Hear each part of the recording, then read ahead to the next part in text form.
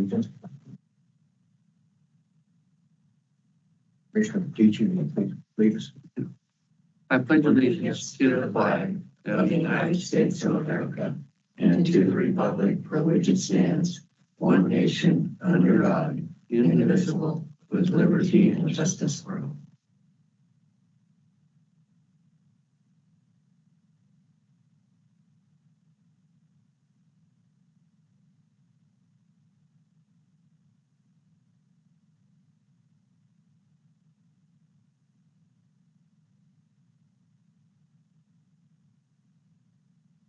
Thank you.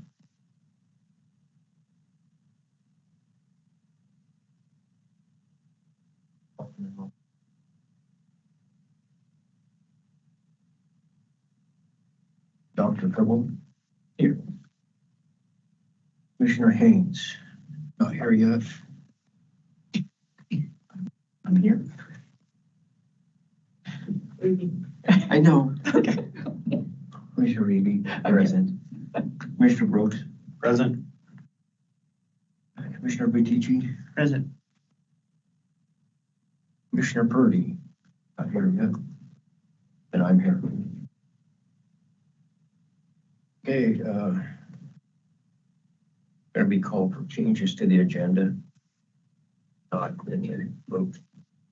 Okay, Commissioner Purdy has just arrived.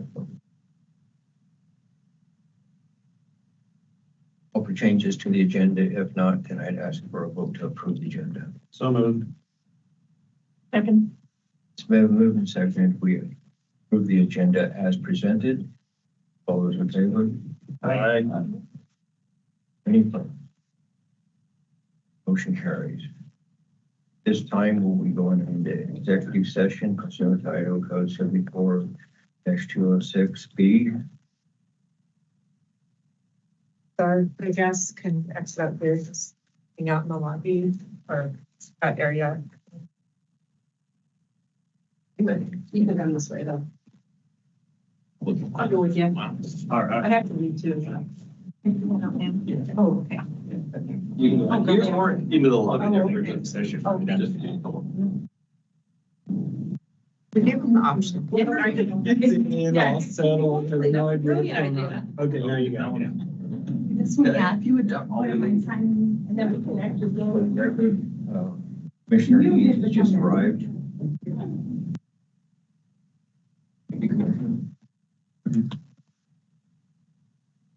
Let me in. Is Jamie going to put us into an executive session? Or into a different meeting room?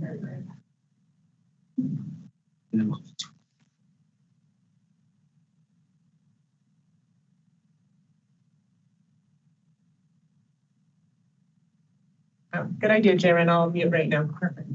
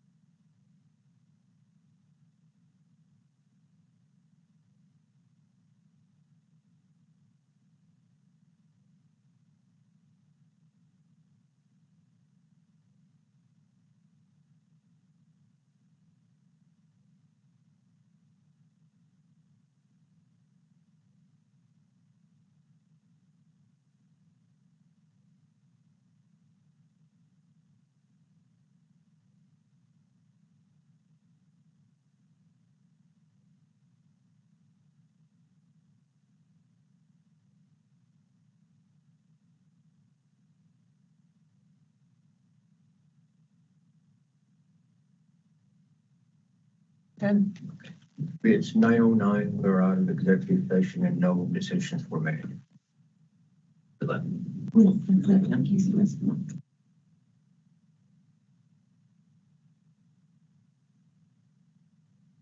Hey, let everybody back in. Thank you.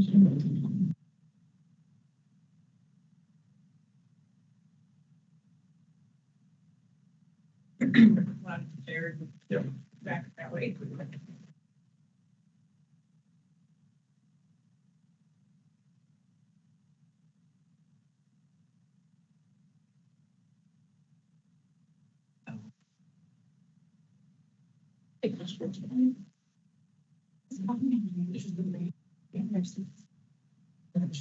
That's all right.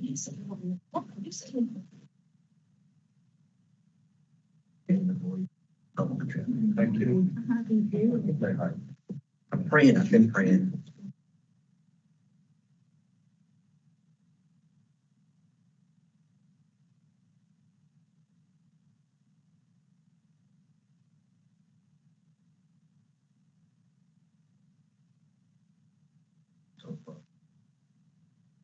This time it's in-person public comment.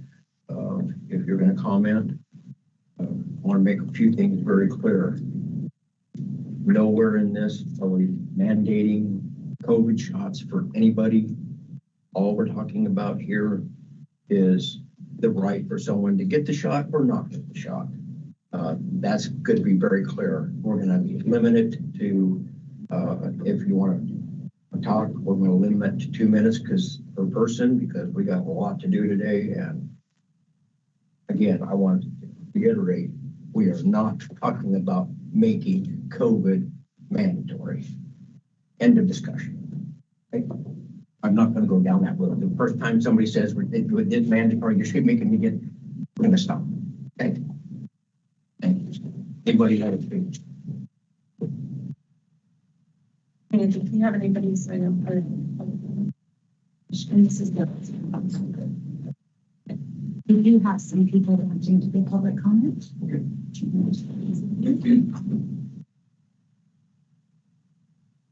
Laura, Maureen? All right, I had thought it was 3 minutes. We're changing it because I got a lot to go on. Okay. Do my best.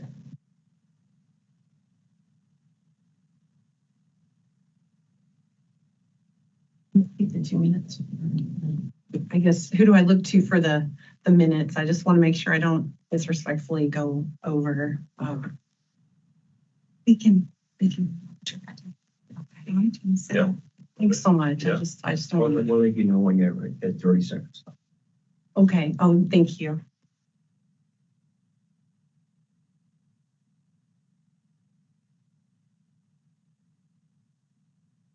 Oh, it's already going. Yeah, you go. I'm Laura Demaray from Washington County, and I share my own opinions.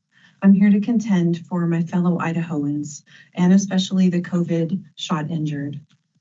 I just want to point out that VAERS safety data says 19,000 deaths and 18,000 permanently disabled, including 800 children.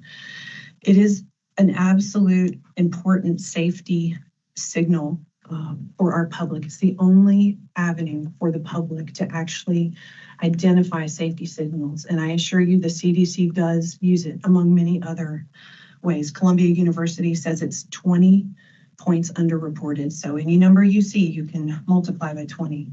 I'm also a volunteer for React 19. COVID injection injured. Just our little group has 36,000 injured. My injured friends were healthy and then they were not after the shot, and they have an average of 20 symptoms. My friend Doug Cameron, just his alone cost $2 million. They have early onset cancer, mast cell activation, heart attacks with pacemakers in their 20s, 30s, and 40s, food allergies, loss of hair and teeth, and I cannot keep up with the letters coming in for help.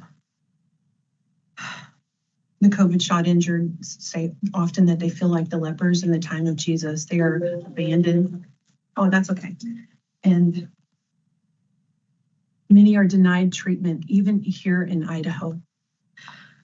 I want to point out multiple Idaho military members have shared that they have 4 and 5 heart attacks and strokes in their own unit, in one unit on Gowan.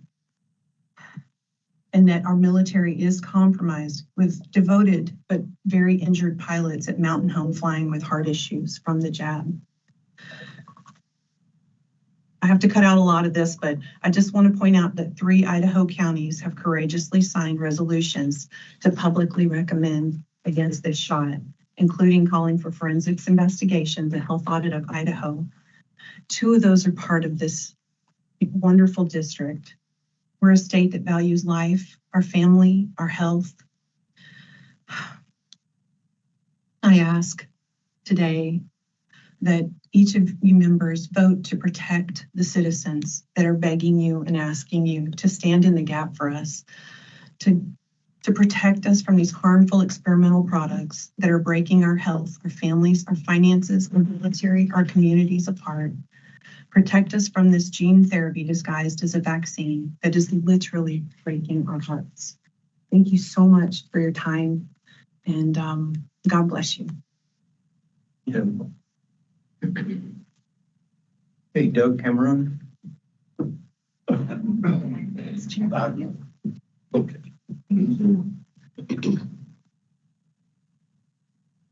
Before I start, I'd like to just tell you my name is Doug Cameron.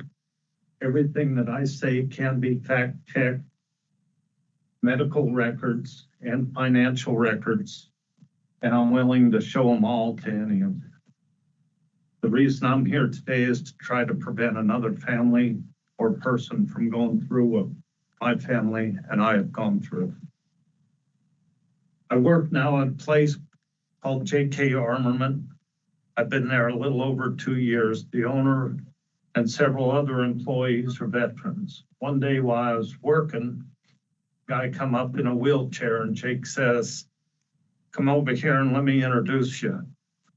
The guy's name was Andrew Pike. He was shot by a sniper while on patrol in Iraq and is now paralyzed. And I've never met anybody injured from anything like that. And I didn't know what to say to the guy. And I started to cry, and he turned to me and he says, "Don't cry for me. I feel sorry for you because I know what I signed up for and you didn't sign up for this." And he was right. I didn't sign up for this. I can vividly remember everything that happened those first 10 days from April 5th to the 15th, and why not? It changed my life forever. And the next 105 days would change my family's life forever. And we would enter into a new chapter of our lives. After receiving the Johnson & Johnson COVID vaccine at work at TLK Farms in Mountain Home, and staying 105 days in the hospital, I was let go from my job of farm operations manager. I've been there 15 years. It's been 3.5 years now, and it's been difficult. I believe the hardest thing is the fact that doctors, elected officials at the local, state, national level do not believe this could happen or did happen or is happening. But it did, and it still is happening. I have several degrees from the School of Hard Knocks. While I received an A in common sense, it seems to me that a lot of these doctors and elected officials must have failed the class of common sense. As to me, they exhibited not much common sense when it comes to the destruction, heartache, and pain that the COVID vaccines caused and are causing in this country and the world, and they continue to push it as we speak. The next phase of heartache and destruction that we're going to be facing is what these shots are doing to our young people and children and the children of the future. The only people who can tell you about the pain, heartache, anxiety, regret are the millions that are actually vaccine injured. The definition of rare, all an event, situation, or condition not occurring very often. Well, I'm here to tell you that my rare condition is not that rare. The rare part of me is that I survived to tell about it. The definition of common, occurring, found or done often, happening or seen often. It seems to me that when I was in the hospital, the word rare was thrown around so many times at me, but in fact, I didn't know just how common COVID vaccine injury was becoming, and nobody was talking about it. It's time we all started talking about it and quit hiding. Thank you very much, and I'm sorry I went over. You're fine. Appreciate it. Thank you. Okay, Mike and Marty? Oh, I'm not speaking. Okay, well, you. They had us all sign in on that, everybody that came in, that we were told to just sign that. I don't know if everybody's doing. Would Carla, Cameron like to speak? I'm not speaking. Okay. Well, then I was wrong. How long was going to be? Ellen and Youngling? No, thank you. No, that's okay. Thank you. Naomi Watson? No. I don't know the other, can't read the signature, so. It's one more page, I think. Just make sure we have it. Jody Arnold?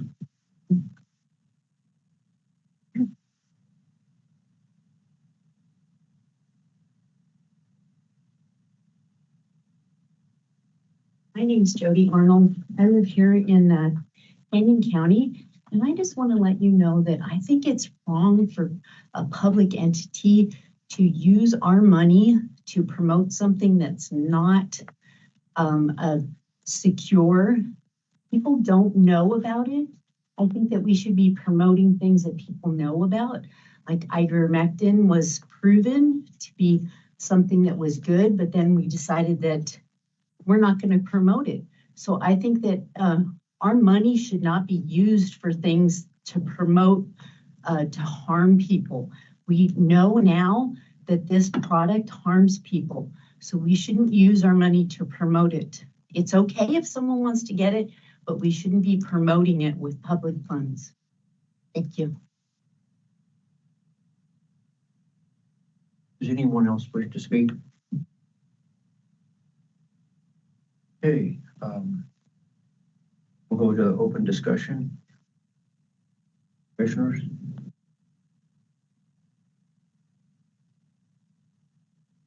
None, so move on to introduction of new employees.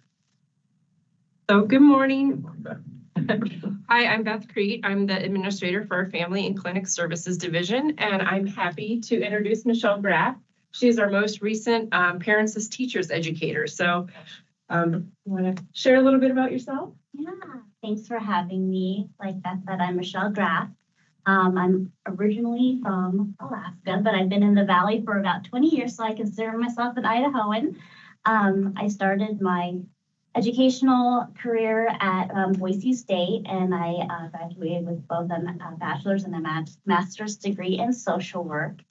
During that time, I began my career in home visiting at a nonprofit called Family Advocates for Parents as Teachers program for 8 years. Then moved on to Head Start for about 3 years. And then when the opportunity came where Parents as Teachers came to the health districts, I dove right in and never left. My recent move was from Central District Health, and I transitioned here to Southwest District Health and loving every minute of it. Thank you so much. And congratulations. Well, we welcome you here. Thank you for being here. Thank you. Hey, is there any other employees? One more here in the hall. Thank you so much.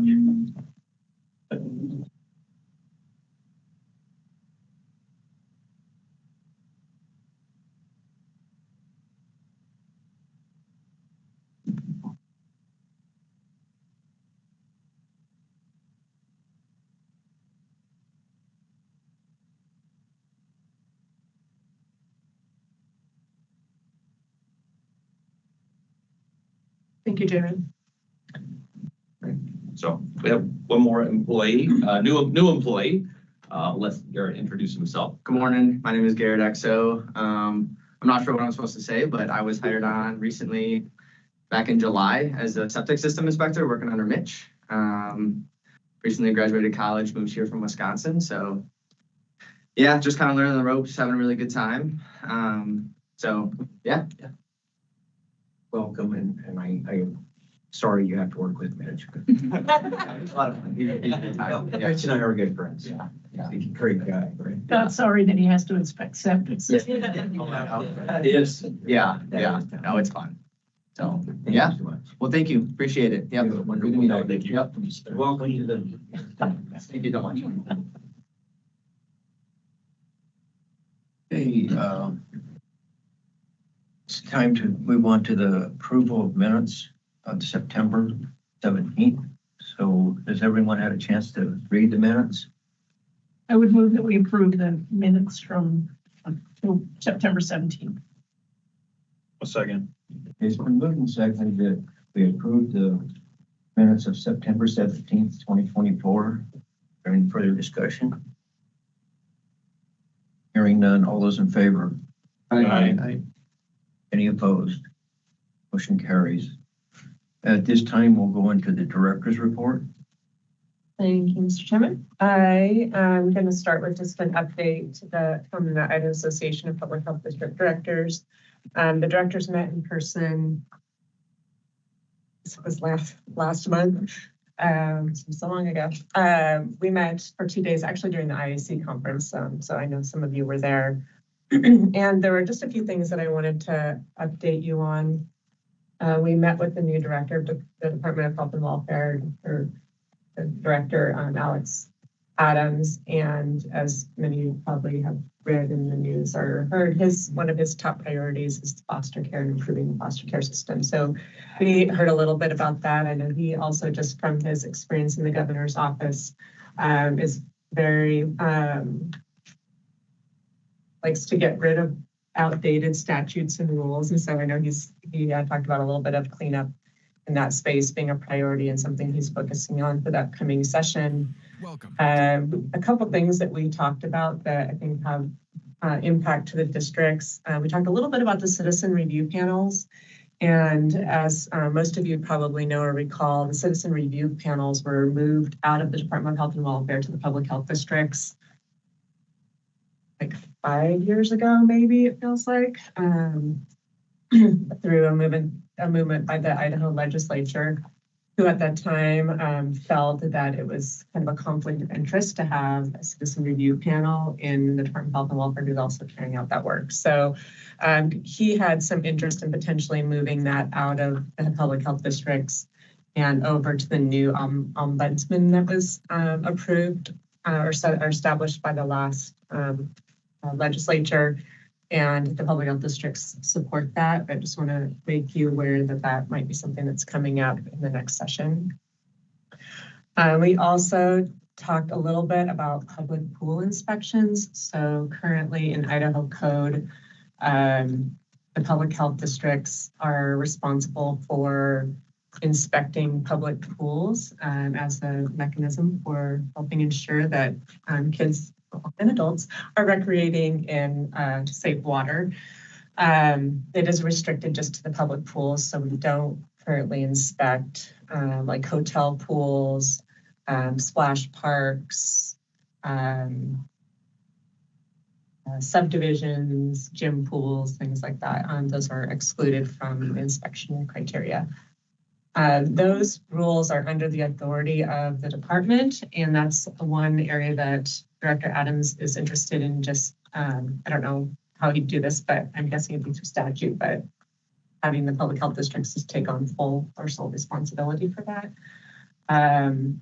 He is going to be at the Idaho Association of District Boards of Health meetings starting tomorrow and the next day. So I'm hoping to hear more about that if that's something that he's really interested in pursuing, because we will want to be leading the districts. We want to be part of that conversation to make sure whatever change is made, that it's that we're able to cover the cost. I think would be a big thing, because right now the fee is set in the statute and we're not able to recover that cost. And then also that, we're, Sorry to interrupt. I just want to know, is it in a different statute that fee is set yes. than what we're Mhm. trying to amend? Yes, it's different than. Yeah, so maybe another conversation. So I applaud his efforts in trying to like cut stuff from the state, but in 22 months or whatever it's been since I've been a commissioner, I'm seeing a trend that the legislature loves to pass off these things onto the counties without any funding. So I look forward to having the same conversation with him. Yeah, so from the district's perspective and from my perspective, I think it would be ideal to talk about like what the scope of that work looks like and that we're able to have each of our boards set the fees. So you guys already have the authority to do, and wouldn't take any changes, we just remove it, the fee that's currently established in code. So that was our meeting with some of the highlights from our meeting with Director Adams. I also wanted to touch on we also met with Director Byrne from the Department of Environmental Quality. He will also be at the meeting starting tomorrow. And one of the conversations that we had with him is, most of you are all aware, was around the solid waste program in the municipal landfills. He's, since our last conversation with him, the prior spring, I think, is when we met with him and kind of put a bug in his ear about our concerns with enforcement against the counties, if that were ever to happen, because of the way that we're funded and seeing that as a conflict of interest. That got him, I think, moving faster than he was maybe planning to move on updating some of the statutes. So it sounds like he's actively working on that. But it's still, I don't know that he has I don't know if he's set a clear direction on what DEQ is going to be responsible for versus the districts. And it could be anything from some form of a partnership that we have now to like, we have nothing and they have everything. So I think that will be something that will, for those of you who are attending the meeting later this week, to have thought about maybe before the conversation so that we can provide good feedback to the director and Detailed job. work with him as they look to make changes to the statute. And then the last item that I wanted to kind of prepare, particularly those who are attending the meeting for, the public health directors were talking a little bit about the Idaho Association's annual meeting and kind of the purpose and the benefit to the boards over the years. I've served in this role for 9 years, and there's some directors that have served in their roles for a lot longer. Some that are brand new, but just having seen over probably the last 10 years, less interest in from boards really participating in that meeting, and the directors are kind of, questioning the value and if they should continue to happen or how we could make them maybe better if boards wanted them to continue to happen. So I would not be surprised if the person who's chairing the meeting from District 7 brings that up for discussion. So I just wanted to put that on your radar. And that is probably kind of the highlights from that meeting that would be of interest to you. There's no questions on those topics. I'll move on to the next one here from my report. One is just let you know our annual public health symposium we typically do in November, but I was talking to the Legislative Services Office, and JFAC is going to be meeting on that same day. And so we thought we would look to our December board meeting instead, and it looks like that so far there's no legislative meetings that are attending or that are scheduled for that day. So that would give our legislators in our district greatest opportunity to participate if they chose to. So we are going to move that symposium to align with our December board meeting. And then, Nikki, what's the date of that? Sorry. oh yeah, no problem. I should have mentioned that. It's December 17th. I think we're going to switch it to the morning and then do an abbreviated. It's 9 a.m. Yeah, which we usually do it after the board meeting, but I think we're going to do it before. I'm thinking that might work better with other community members than to have it later in the afternoon. So I sent you and see if it works. Then we'll have a very brief board meeting. And then my last topic on here is for those who are not attending the board meeting, you can have a proxy in your full board meeting, the association meeting starting tomorrow. You should have a proxy here in your pockets, and Commissioners Purdy and Brooks and Absteri are attending. So if you want to give a proxy for them to vote for you, please do that before you leave today. And I guess I can collect those and take them and make sure they get to James. Yes, I'm also happy to scan them in and send them to the management assistant. Yeah, that's easiest. Thank you. All right. And that is the end of my report. Okay, thank you, Nikki. For going pretty good right now. So we'll move on to expenditure and revenue reporting timeline. Bring this again is Nikki. Oh, yeah, that's me. Sorry, I saw Troy on there. And I'm like, No, it's you. It's interesting. all right. So this is an action item. I'm asking the board to consider mostly helping Troy here, but as we struggled through Luma over the last year, the Lord knows, and sometimes our board meetings are a week earlier just because of the scheduling, which makes it really hard for Troy to get you guys good quality reports from the month prior. We were talking about how we could really provide you like more concrete data moving forward so that you feel like you have the right information.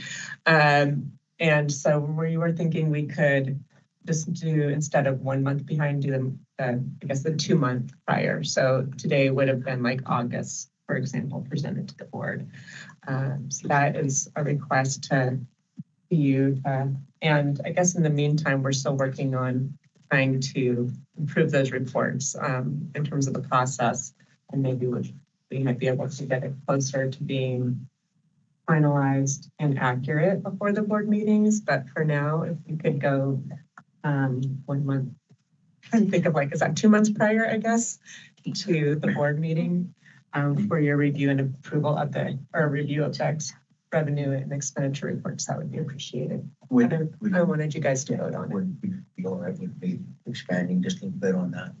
Because I talked to Troy and I did talk to Nikki about that. It's like, if there was something pressing that was that first month, it was just back, then Troy would bring that also forward. So, but we would get better information if we just kind of hold back a little bit. But like I said, if we have something pressing or whatever, Troy said he would bring that to the board. So all we're really doing is just kind of making it a little bit easier for Troy to get the information that is more accurate. That's all right with the board. And we'd like to move forward with that.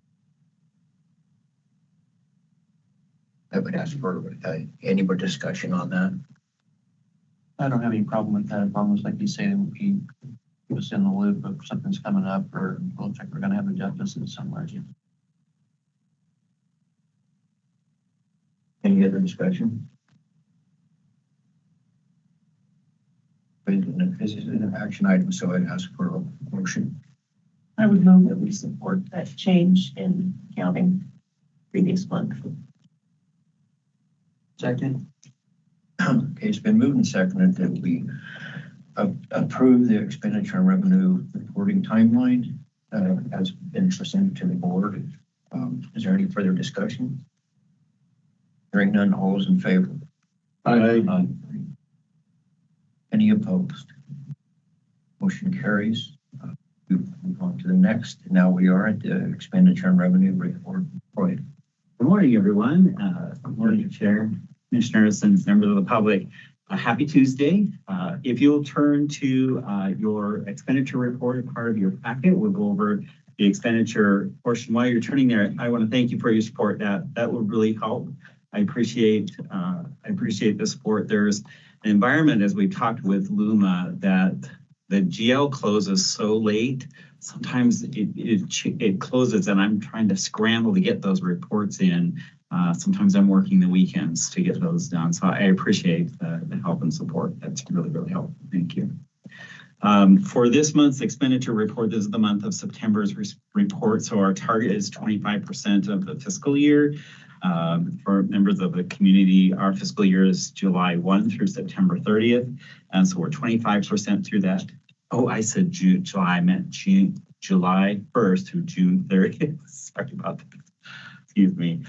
You can see in the report that our monthly revenue over expenditures is just almost right at even at just a negative 6,514. Our overall year to date revenue over expenditures is quite a bit higher, but that really comes from the revenues that we received for the opioid settlements. So those come in as showing as revenue in LUMA. So those will show there till we actually get those expended out the door. So that is the nature there. Off to the left, you can see the district's fund balance accounts, and you can see the changes from the fiscal year beginning to the fiscal year end. Again, those changes are really surrounding the reason for the large change there is those opioid settlement funds that come in and just kind of hang out until we get them spent.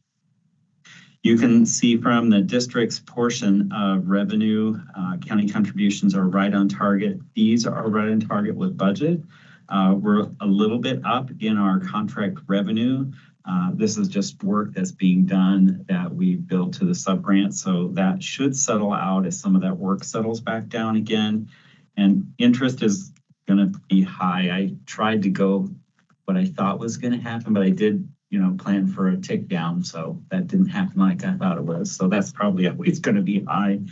And then our other revenue is just right at 20%. So we're just a little short there, but that should again settle out as we get further along in the year. Getting down to expenditures, you can see where this is really close. 24%, that's really good for us. Kudos to all of us. 24% in personnel is really good. So we're good there. Operating's up just a little bit. We've had some expenditures happen early in the year that may not happen later in the year. So that should settle down. And then trustee and benefits, again, is a little slow going out the door. This is really those payments that are made to sub-grantees. If we receive money as a pass-through, then we pass that money on to the frontline folks who are doing the work. And those monies, as those contracts become more active, those should actually get to there as well. I haven't gotten any indication from the programs that those are yet any issues there. So any questions on that page?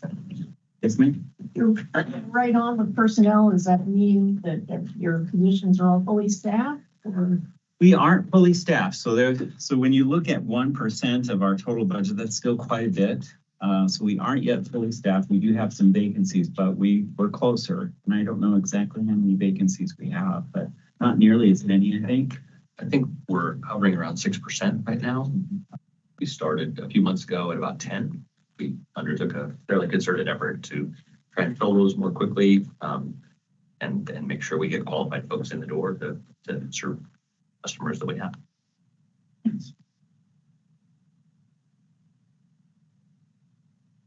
Okay. Moving on to the next page is the adult crisis. You can see our contract revenue there is high at 60%, and that's going to probably stay high. The contract that we'd originally had when we created this budget was associated specifically to our the sub-grant or contract we had with health and welfare. That has since changed, and we're now working directly with Magellan. And so the monies that we receive is a lot higher than we initially anticipated from our health and welfare contract. So that will stay high as we go along, as those numbers are more than we anticipated when we created the budget last spring. And then personnel is up just a little bit. It's at 31%. And then operating, this is that number I mentioned last month. These are payments that really should be, I had some chance to meet with the program this month and talk with them about where these payments that they're putting in operating really should be. The nature of this agreement with the provider really is is a sub-grant. And so we're in the process of converting their contract to a sub-grant. And then essentially those monies will move down into the sub-grant. You can see T&B as 0. And most of those monies that are in operating will shift down into T&B. And then we won't, there's not a budgetary issue. We should be fine there. Just I've got to work with the program to reset that agreement to a sub-grant. And then on the next page of the youth crisis work. And again, the same issue with the contract revenue here. We're working directly with Magellan on the revenues that we're receiving. So this is higher than we knew when we created the budget. So this will likely stay high as we go forward. Personnel is just a little bit down where we should be, and operating is some of this operating that's in here at 30%, that the contractor that we're using is the same one for the youth and the adult.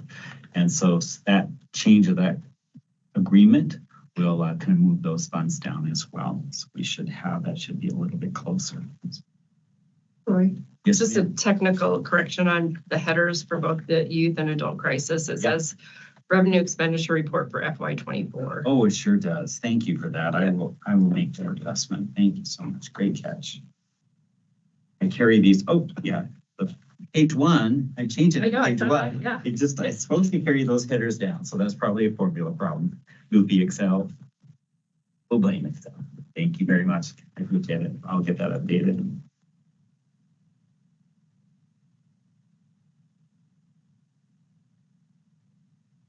Any questions for Troy?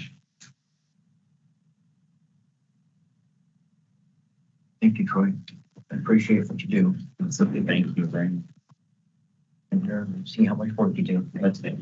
I feel for you. It's about the time you think there's a bright spot, it ends up getting covered up again. It truly does. Thank you, Mr. Chairman. Okay. Thank you so much. Does anybody have any questions for Troy? Here's the next one. Oh, okay. Well, we'll move on. So Troy, you get to do the next one, the quarterly contracts and revenue report. Yes, thank you, Mr. Chair. I won't go over the details. Essentially, this is our quarterly contract status. This was really focused on the services that we provide that are funded. In the later part, you can see some of the numbers that are not funded by grants, but the front section is really funded by sub-grants, primarily that we receive from through health and welfare. There are some direct federal grants, and there are some direct organizational grants that are listed there.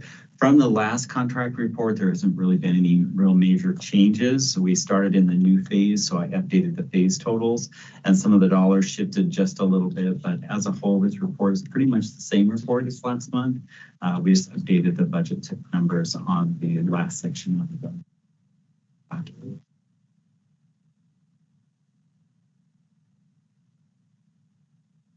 You want some time to digest this?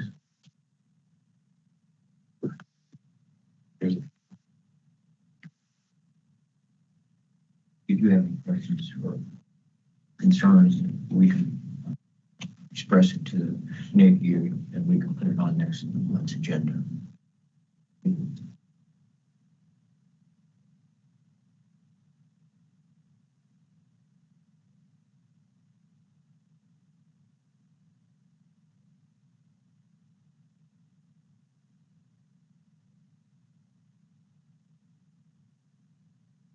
Are there any questions for both?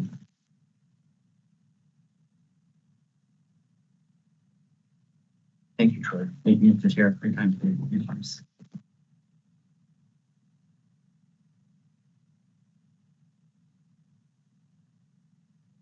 Okay, Social Security Administration 218 participation vote, next steps.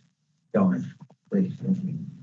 Thank you, Mr. Chairman. Commissioners, on October 4th, we received notification from the Social Security coordinator at State Controller's office that they had tallied all of the votes related to Social Security 218 participation. We had 96 eligible voters. To be eligible, they needed to be employed with us at the beginning of the period as well as at the end of the period.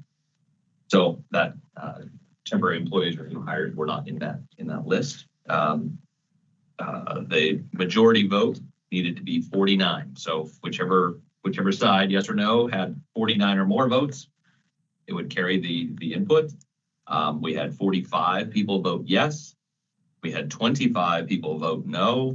We had 25 people not return a ballot, which we knew was going to default to a no vote.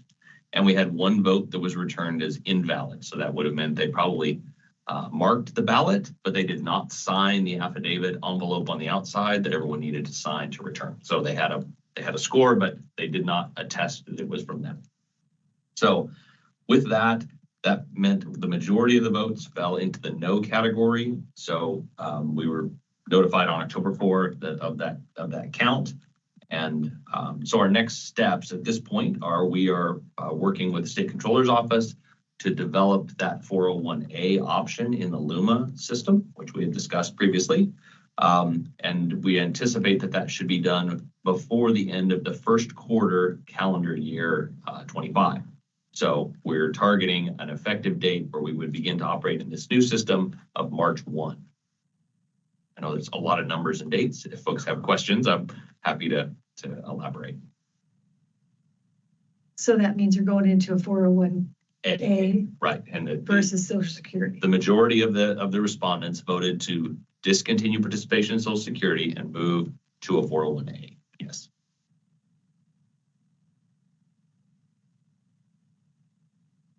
Question I have is, do you actually think it will be taken care of through the state March 1 of 2025? When we first started the process, we were in discussions with them regarding how long it would take for them to develop and test. This is a piece that they had not done previously, but they gave us, I don't have their estimates exactly, but I think it was about 4 weeks shorter than this time period. So we did build in an additional month for there to be time overruns or additional testing or bugs with computer programming. There's always some things present that we don't expect. So yeah, I'll say with crossed fingers that their estimate and the cost for that development, they estimated it somewhere between $20,000 and $30,000 to build in. So those employees will continue to receive Social Security until that changeover? They will continue to contribute to Social Security as they have been until the end of February. Yeah. Right. Yeah. And can I ask what the other health districts decided? You know? I think Health District 4 has voted, and I think they elected to continue to participate in Social Security. 1, 4, and 6.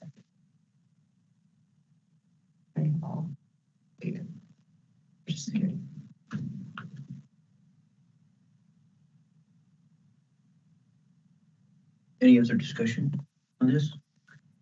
We've had some additional questions from staff related to this, and so we will continue to work with Mark Knudsen from Nationwide, bring him in for additional questions. Folks will be able to sign up for time slots to have their questions answered, so that as they get closer along or do additional retirement planning, that'll be available to them.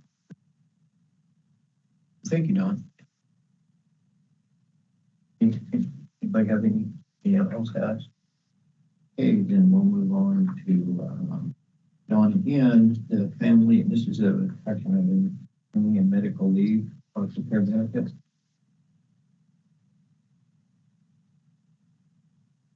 The question, There's no handout, sorry. yeah, there's no handout in your as I think you mentioned, the new director of health and welfare has undertaken a concerted effort to improve the foster care program and is marshaling efforts towards that focused outcome. One of the items that was undertaken in August of 2024 is the governor expanded paid parental leave. So paid parental leave of 8 weeks was in place if a state employee had a child or adopted a child. What the change was in August of this year, effective October of this year, is that state employees could also access 8 weeks of paid parental leave if they were to take a foster child placement as well. They're trying to bolster the number of licensed foster homes to take placements throughout the state. In our 6-county region during 2024, there were 322 children that were entered into the foster care system within just our 6 counties. So the proposal that we're bringing forward to the board is that we would recommend providing that service at a less than an 8 weeks period, that we would provide a 2 weeks of paid parental leave for a Southwest District Health employee that were to take a foster placement.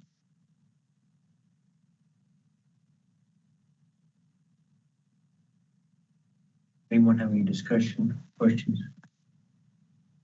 This is in action items. This is just the benefit we're voting on, is that what you're saying? Correct.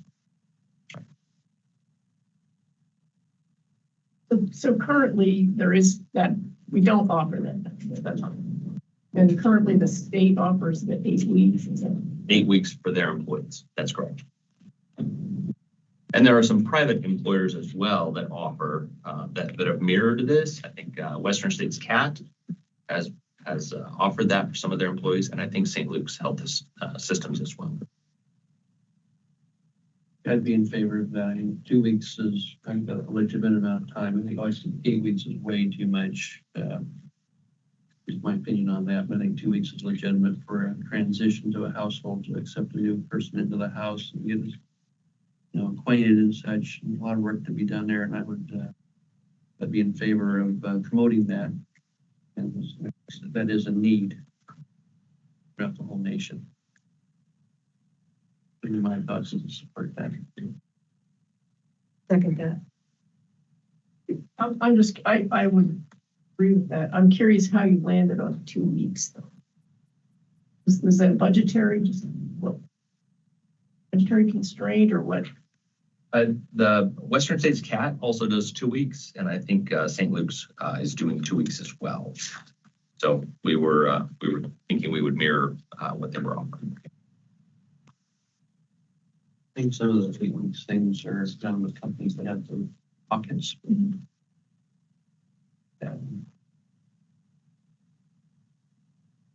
We do that at my private place of employment. When the person comes back, it's like a whole new employee. It doesn't work. Yeah, it's hard. Okay. Any further discussion? It's already been a motion, been somewhat late in a second, so there's no other discussion. All those in favor? Aye. Any opposed?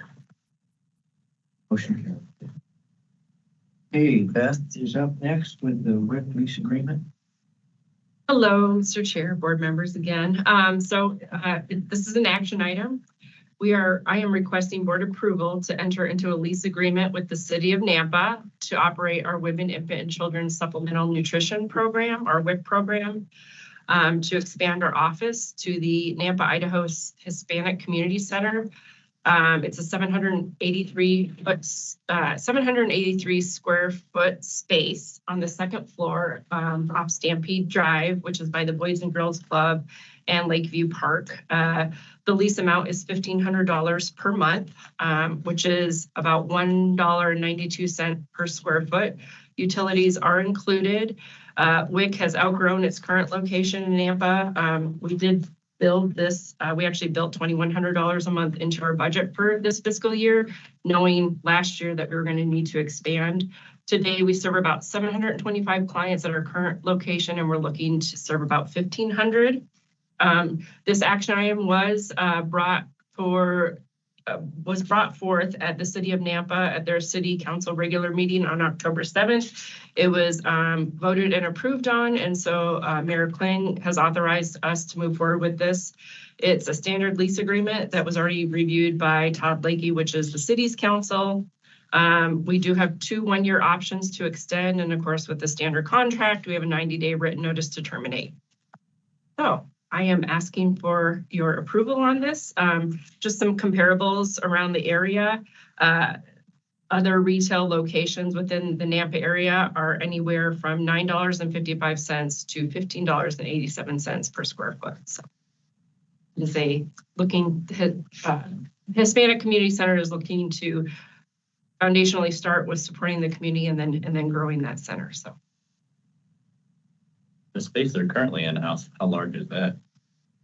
We know, oh yeah, it's like 100 square feet. 100 square. Yeah, it's very small. Yeah. It's at the Nampa Care House, which is over by the First Nazarene Community Church.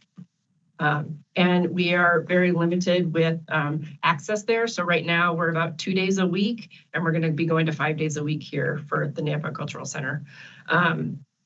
And that location at the Nampa Care House, they're starting to see an increase in services. So we're losing the space at a rate greater than we are needing to serve.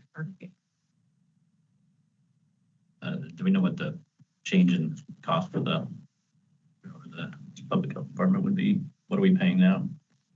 At our Nampa location right now, we're only paying $75 a month. So it's just utilities. So it's actually a very good deal. But as I mentioned before, we did build this into the budget. Most of the WIC program is federally funded. It's a pass through health and welfare. So district dollars were already accounted for in the lease agreement for knowing we are growing. Yeah. Chairman, I have a comment. Yeah. I just wanted to remind, you were probably the only one here, Nikki, that when this dropped like a rock about 8 years ago, so the WIC program dropped like a rock, we were asking why, and it was because the economy improved. So hopefully that'll happen in a few months, start improving. That was when Trump came in office last time, so Yeah, and that's significant. why I mentioned the 90-day out. So it's not, we're not obligated for a year and options to renew. So yes, we will monitor. It doesn't improve access and accessibility right now to population we are serving today, but noted. Just hopeful. I know. Yeah. It'd be great. Yeah. Well, it doesn't look like there's any escalation clause as far as like a 2% or a 3% every year, so I would move that we would enter into the agreement. Second. Been moved and seconded. Did we approve the WIC lease agreement? At the Hispanic? Oh, the Idaho Hispanic Community Center, also known as HTC. Yeah. At $1,500? Yes, correct. $1,500 a month. Is there any further discussion? I guess I'm curious, do you see this as a long-term, if the need continues, is this a long-term space? Or Yes. are they gonna, Yes. they'll continue to keep this available? Yes. Yep. Any further discussion? Hearing none, all those in favor? Aye. Any opposed? Okay, motion carries. We now are at break, so we will break for basically pretty close to the middle of the schedule, so break for 15 minutes. Last time we were 40. Yep. I know. I just, Your kids, and then you can't pick it on her, right? And then they'll turn around. The big lake. Yeah. Great,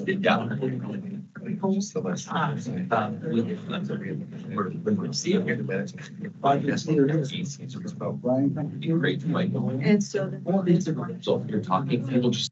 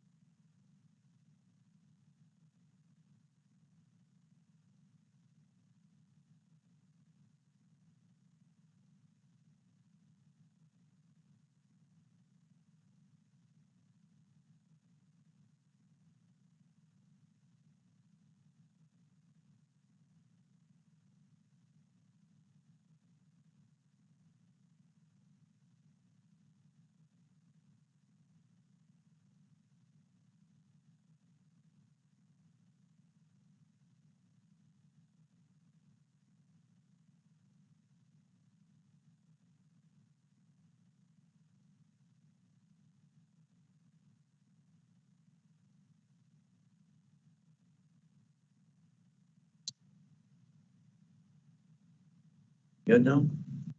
Or did all that go away? Checking with our virtual moderator. That was my mistake to not remind to unmute. I apologize. I can redo it. You have time. Yes, yeah. Let me have like a shake. First time in the history, we're ahead of. No, we've been ahead numerous times, and then all of a sudden some topic comes up and then then we pump the brake. Yeah. How it works. They hear you now. Will you please repeat what you just said? All of it. It's the first time doing it. Okay. Okay, before we head into the next topic, we'd like to set some following expectations for this discussion. We ask the presenters introduce themselves. Keep your presentations brief and to the point. We can go a little bit longer, so it's not a problem. We want to keep the agenda on track, which we've already discussed.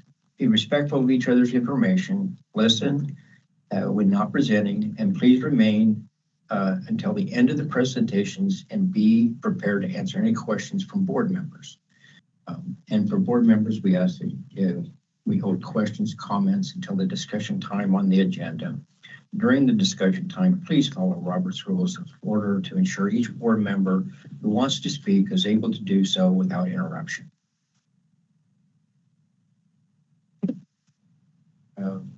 First, on that, and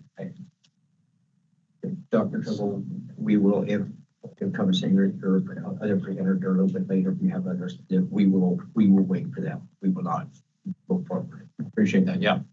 I think We will do the right thing. try to inform them that it's coming a little earlier, so That's cool. for the most part, I think we'll have most of them. And then I have one other thing I would like to ask that, if we do this again, please try to get the information to us Friday so we have time to look through it and everything. I appreciate that. Yeah, you bet. Okay, thank you. So at this time, I would ask Southwest District Health staff and Dr. Ferry Hansen to please give your presentation. Great. Thanks for having me, commissioners and our guests. I appreciate the opportunity to be able to present today. Last time we talked about this, I was in Kenya on a little screen, and I think this is much for both. My wife will say you have to be careful if you tell me you have extra time. That's dangerous thing to say. But I'm glad to be able to be here. I think the board members know me. I'm a family physician, spent most of my career working in Africa, focused on the HIV/AIDS epidemic, and still my day job is working with 13 different hospitals in 8 different countries in Africa, strengthening health systems there. As we came back from being medical missionaries on the field to the US, I was exploring how I could use some of my extra time to still focus on serving the poor, serving those with less access to healthcare. And it has aligned very well. Do we have the presentation? I don't. Can Jayron pull up the presentation? Going to a virtual moderator. Okay. It fit very well with the mission and the vision of Southwest District Health, which is really here, as you guys know, and the reason you're here is to really have your communities be healthier, and especially focused on those who have poor access to healthcare and people who are more vulnerable. And at Southwest District Health, we really serve as a safety net provider for people who can't get healthcare in any other way, largely because of finances, and so we're able to offer free and discounted services for people who don't have access through private care. And so that was definitely one of the things that attracted me here, and I think that's why we're all here. We come here not just to do battle about things, but to say, hey, we want to look after the health of our community. And I often start sort of like a sermon, starting with the key points, and then we'll go back and talk about some of the reasons why we hold to those key points. If we could go 2 slides forward, I think we talked about the vision and the mission of this district health. Yeah. I think the main things we want to emphasize is that we do believe in a patient's freedom of choice for their care. We're not talking about mandates for vaccines or anything, but the ability of the patient to make decisions in coordination with their doctor for their own health. We are able to offer affordable vaccines. The vaccines are paid for by our clients, but we are able to get a special pricing on those, and we charge cost for the vaccines that we provide. And I think we need to make sure that we safeguard the provider-patient relationship. And I think that's really where decisions about the risks and benefits of various interventions, really happens. We could go on to the next slide. I think the last time we presented, we did talk about the early phases of the COVID epidemic, before a vaccine. And when the vaccine first came, we saw that it had significant impact, lowering hospitalization and lowering death rates, especially for people who were older and people with comorbidities or other health conditions. Thankfully, we're at a different place in the epidemic. It's a little less scary. We can go outside and be with people and not have to worry as much about the impact on our health. And this is a time for us to be also on guard for new strains. We know that this virus changes itself as it replicates, and so we don't know what's coming down the road. Thankfully, some of our more recent strains have seemed to be less pathogenic. They seem to cause milder disease. I think it's an important time for us to learn lessons about what happened in the early part of the epidemic, not just for how we handle it now, but for the next epidemic that's, I would say, certainly going to come. We don't know what it's going to be till it gets here. And so I think a lot of that is what happens here in building trust and having open discussions about it. We know a lot more about COVID-19, obviously, than we did early in the epidemic. And we know a lot about the immunity that develops from vaccinations as well as from natural infection. And what we've seen is that the virus does change and mutates, and it's the rate at which it mutates a lot has to do with how many people are actively infected. It's just the number of replications that happen increase the chance for these mutations. But also that immunity, unfortunately, unlike other vaccines, immunity doesn't appear to be long-lasting. Part of it is because the virus changes, part of it is because the immunity wanes. And that's true of vaccination-induced immunity and natural infection immunity. And we've seen that a lot of people, like myself, I've had both, that we get it from both sides. And there's probably some advantage to having some hybrid immunity that protects you from future infections. At this point in the epidemic, we're really focused still on preventing and protecting our high-risk populations. We think about people in nursing homes and other environments where there's a lot of people together who are all at high risk of complications from infection. Go ahead to the next slide. This is just showing sort of the rates of infection. And you can see these big spikes, roughly aligned with the different subtypes that we had of the COVID vaccine. You can see there's a big drop off, and there's two reasons for that drop off. One big reason is that when the pandemic was declared over, we weren't required to report COVID infections. And so probably it's estimated maybe about 10%, 15% of COVID infections ever get reported to anybody because there's no obligation. My wife had COVID a couple months ago. We took a home test. I didn't tell anybody, so they're not required. So we're having probably about 10 times that many infections. Thankfully, we're also seeing fewer deaths and fewer hospitalizations with this new variant, but it's still happening. People are still dying from COVID. And what we do know is that if you look at populations and look at immunity as well as their histories, probably 90 to 95% of the globe has had COVID or had the vaccine or had both. So thankfully, we all have, maybe there's a small percentage of us who don't, some immunity to COVID, which does help protect us from severe disease as we go on. Go on to the next slide. And so in addition to the benefits that are important to recognize with COVID vaccination, we do know that there have been significant adverse effects to the COVID vaccine. And we have better data on larger groups of people There are some adverse effects that happen only in a very small percentage of people. So when you're doing a clinical trial to try and prove that this is for the early safety requirements, you'll miss some of these that have a very low incidence of side effects, are also the ones that are maybe what we call subclinical, that people can have some negative things happen, but they're unaware of it. The most concerning that's come from some very large studies. There's one multinational study of over 99 million million people in many countries who had the vaccination, that myocarditis, or inflammation of the heart muscle, is a side effect. In some ways, the more we know about natural COVID infection, it helps us understand why even immune-related infection can cause some similar symptoms to COVID. We know with COVID that people can get myocarditis, they can get blood clots, they get inflammation of their lungs. And myocarditis is especially noted, symptomatic myocarditis is especially noted in young men under 35, adolescent to young men. And in that large study, they were only looking at people who were hospitalized and diagnosed. And it was about 40 cases per million, which is, exceedingly small number.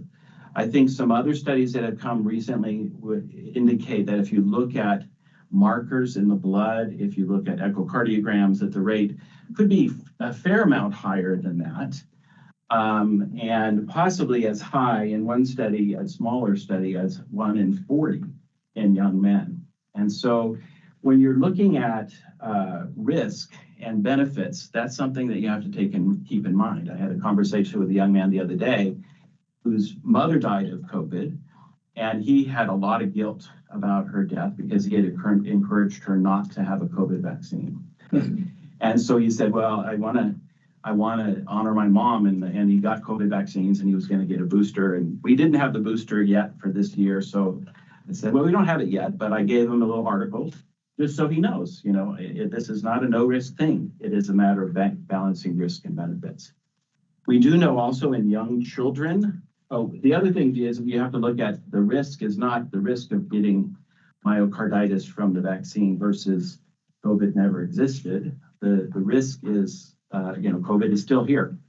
And in this group, 18 to 29, the risk of death from COVID is very small, but it's higher, quite a bit higher than the risk of even getting myocarditis. So you have to balance those risks.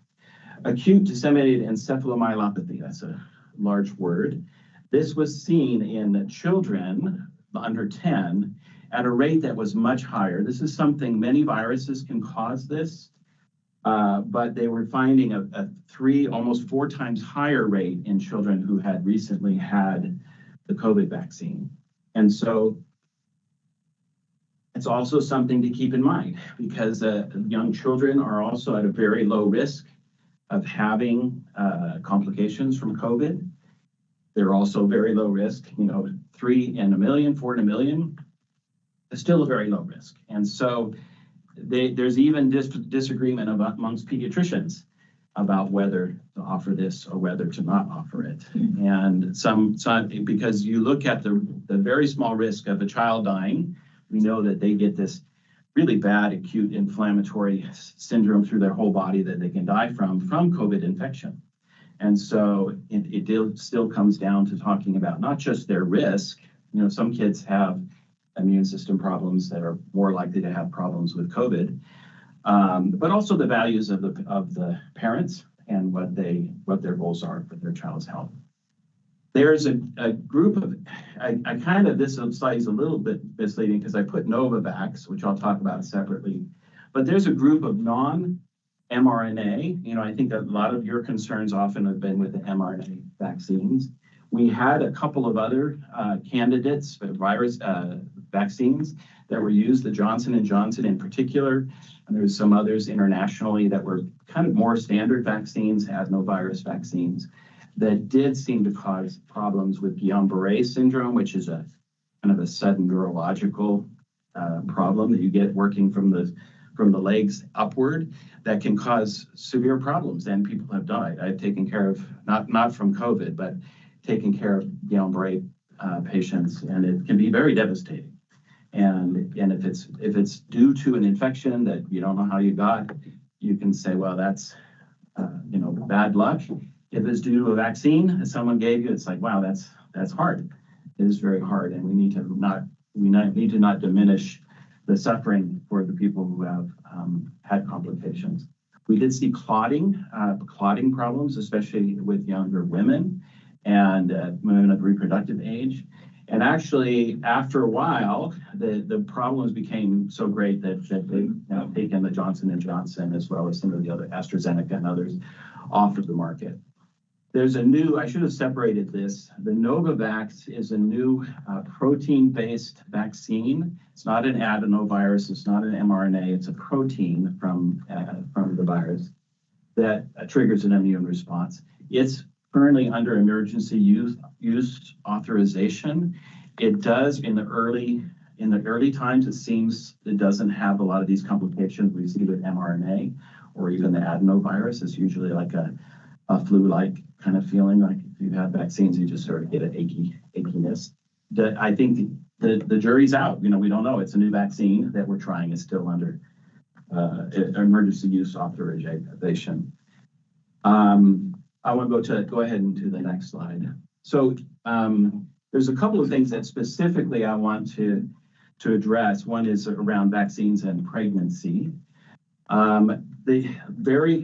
First of all, the VAERS data, I think some of you know about VAERS, Vaccine Adverse Events Reporting System, is a self-reporting system where people report something bad that happened to them after they had a vaccine. And so, if someone reports they had a car accident or, dropped a carton of milk on their foot, you don't blame that. But there are some things that make you wonder. So you get a vaccine, the next day, grandpa has a heart attack. And things that are common that happen to people in life, like miscarriages and even heart attacks, are very common. And so you will see some people have something happen and the next day they have a heart attack. And the key thing is really understanding whether those are causally related. And one of the tools we have is looking at baseline rates of diseases versus what we see reported in the system after something happened. And this is really what gave us the first triggers about myocarditis and blood clots, is they say, this is not normal. We don't usually see this much of this happening. Miscarriages are very common. And so probably 1 in 7 pregnancies ends in a miscarriage, if you're really counting from first implantation. So you're going to have many women who would have had a miscarriage after receiving a vaccine anyways. And so the key thing is looking at baseline rates, expected rates versus observed rates. And doing some studies where you're specifically following women in pregnancy. Usually it would be unethical to say, well, we're going to withhold a vaccine, randomize people, we're going to withhold it, and we're going to give it to you. It doesn't pass the ethics committees, but they have sort of natural experiments where you can say, okay, these women had vaccines, these women didn't, by choice. They chose whether or not to get a vaccine. And you look at the differences in miscarriage rates, and there is no difference in miscarriage rates. In that, when you use that methodology, VAERS is not an appropriate methodology for evaluating this. It's a trigger for you to say, I wonder, but you have to go back and look at baseline rates. You have to look at some controlled studies to say the baseline rate is about 13% of pregnancies end in miscarriage. And that's true before the epidemic, during the epidemic, and it's still true. Roughly 13% of pregnancies are end in miscarriage. Multiple studies have also shown that there are no negative adverse outcomes for babies when women have had the vaccine versus have not had the vaccine. What we have seen is some large studies, even like close to 100,000 participants, where they've seen increased problems with preterm labor and poor maternal and neonatal outcomes for women who were unvaccinated, poor outcomes from COVID infection. So COVID infection is certainly not a safe thing for your pregnancy. And so you're, again, balancing benefits versus risks. And at this point, most organizations would say, we're making these recommendations, that the risks of the benefits of COVID vaccination, even in pregnancy, outweigh the risk. You can go to the next slide. Oh, in between, I didn't have a slide here, but I saw it came up in some of the materials, is the question of cancer and increased rates of cancer. And unfortunately, what we have seen really since the 90s, maybe even since the 50s, but especially since the 90s, an increased rate in certain kinds of cancer, especially colon cancer, I think endometrial cancer, I have the data here.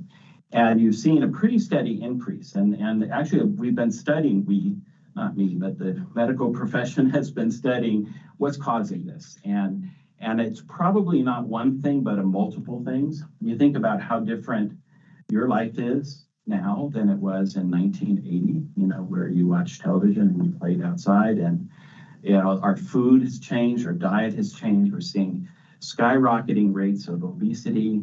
We're seeing a lot more processed foods, a lot more diabetes.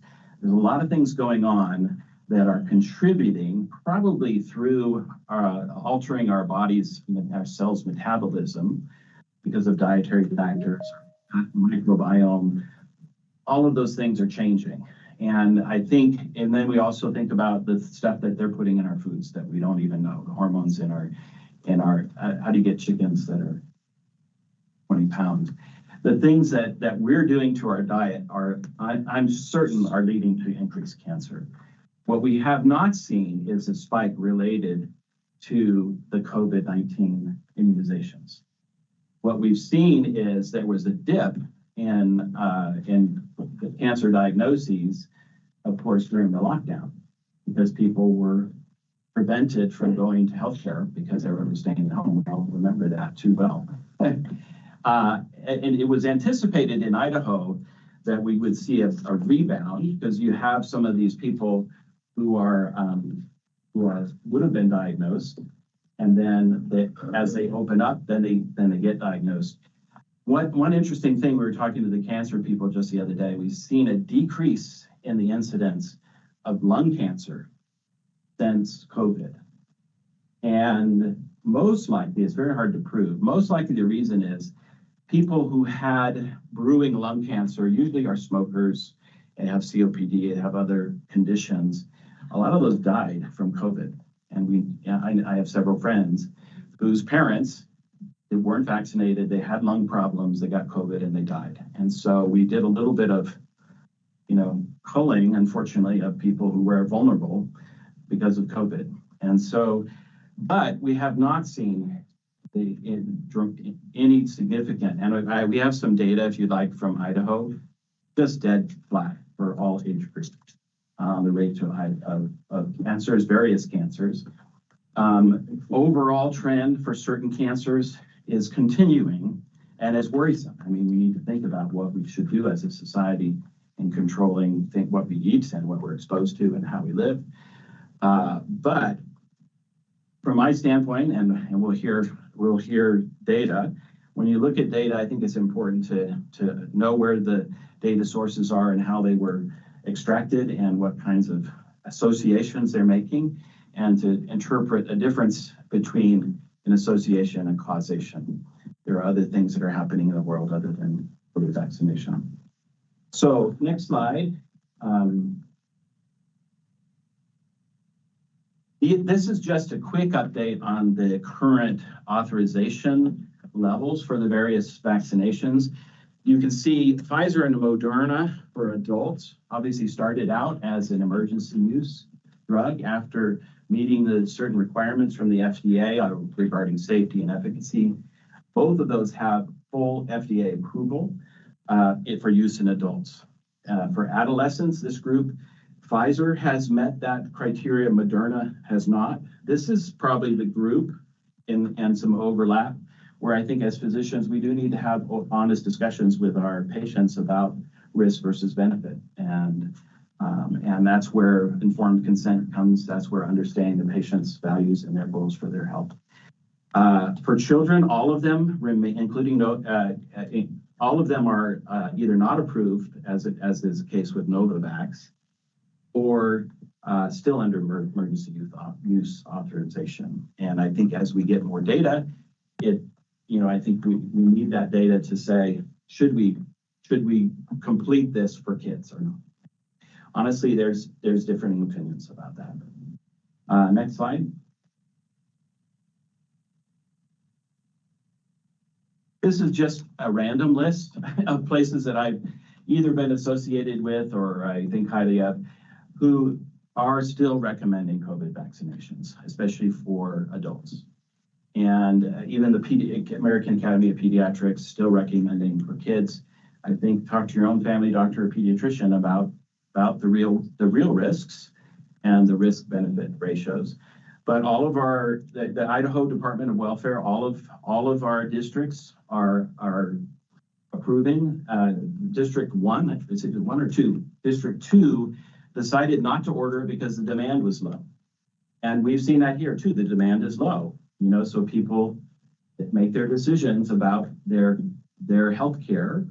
And yet we do also have the opportunity to offer that as a treatment. And all of these organizations are still recommending COVID vaccination as a part of healthcare and under informed consent. The one thing I would say on the bottom, the Christian Medical Dental Association mainly made an ethical statement because of some early allegations that they were using fetal tissue to make vaccines, which is not, they investigated, made a statement that this is not using fetal tissue. And so so just the takeaway points, I think is a lot.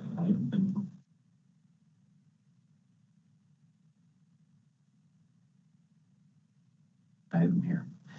So, my main plea is that we need to honor the patient-provider relationship. And in that relationship, you make decisions with your patient based upon their risk factors, their values, their goals for their health. And this is really where that decision belongs. COVID vaccines are definitely helpful at reducing severe illness, hospitalizations, and death in people who are at high risk. Those always have to be weighed against the risk of the vaccine, and that has a lot to do with your age and your underlying risk factors. Our call and what I really hold valuable is protecting the most vulnerable in our community. Think about people in nursing homes. You can wipe out a significant population. People over 85 have very high mortality, even in this environment, having had it before, having had prior vaccinations. It's still a useful tool. And our request of the board is that we would be able to carry and offer those, recognizing that we always have these discussions about risk and benefit. This is not a blind, everybody gets a shot kind of approach. This is a thoughtful approach. And we have some references. We also have shared with you some materials. And so, my closing comment is that, we want to be available to you guys. We don't have to always do this in a board meeting. Give us a call if you have something that you've heard, some article that's come out. Please send it to us, and we'll talk about it. We're available. That's what our role is, and what your role is what you're fulfilling today, and honoring and protecting the views of your community, which is a key vital role. I appreciate your attention. I think we're coming up there. The other presentation is at 11. So I think what we'll do is have questions after both presentations. Is that right? Right. Thank you. I appreciate your attention. Thank you.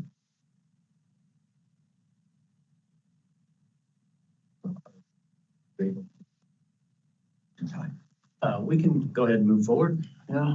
I think we have most of our contributors here today. And we're still missing one of our presenters, but we're hopefully we'll be able to come on shortly. So just want to thank the board for the opportunity today to have this discussion. I think it's an important discussion to have.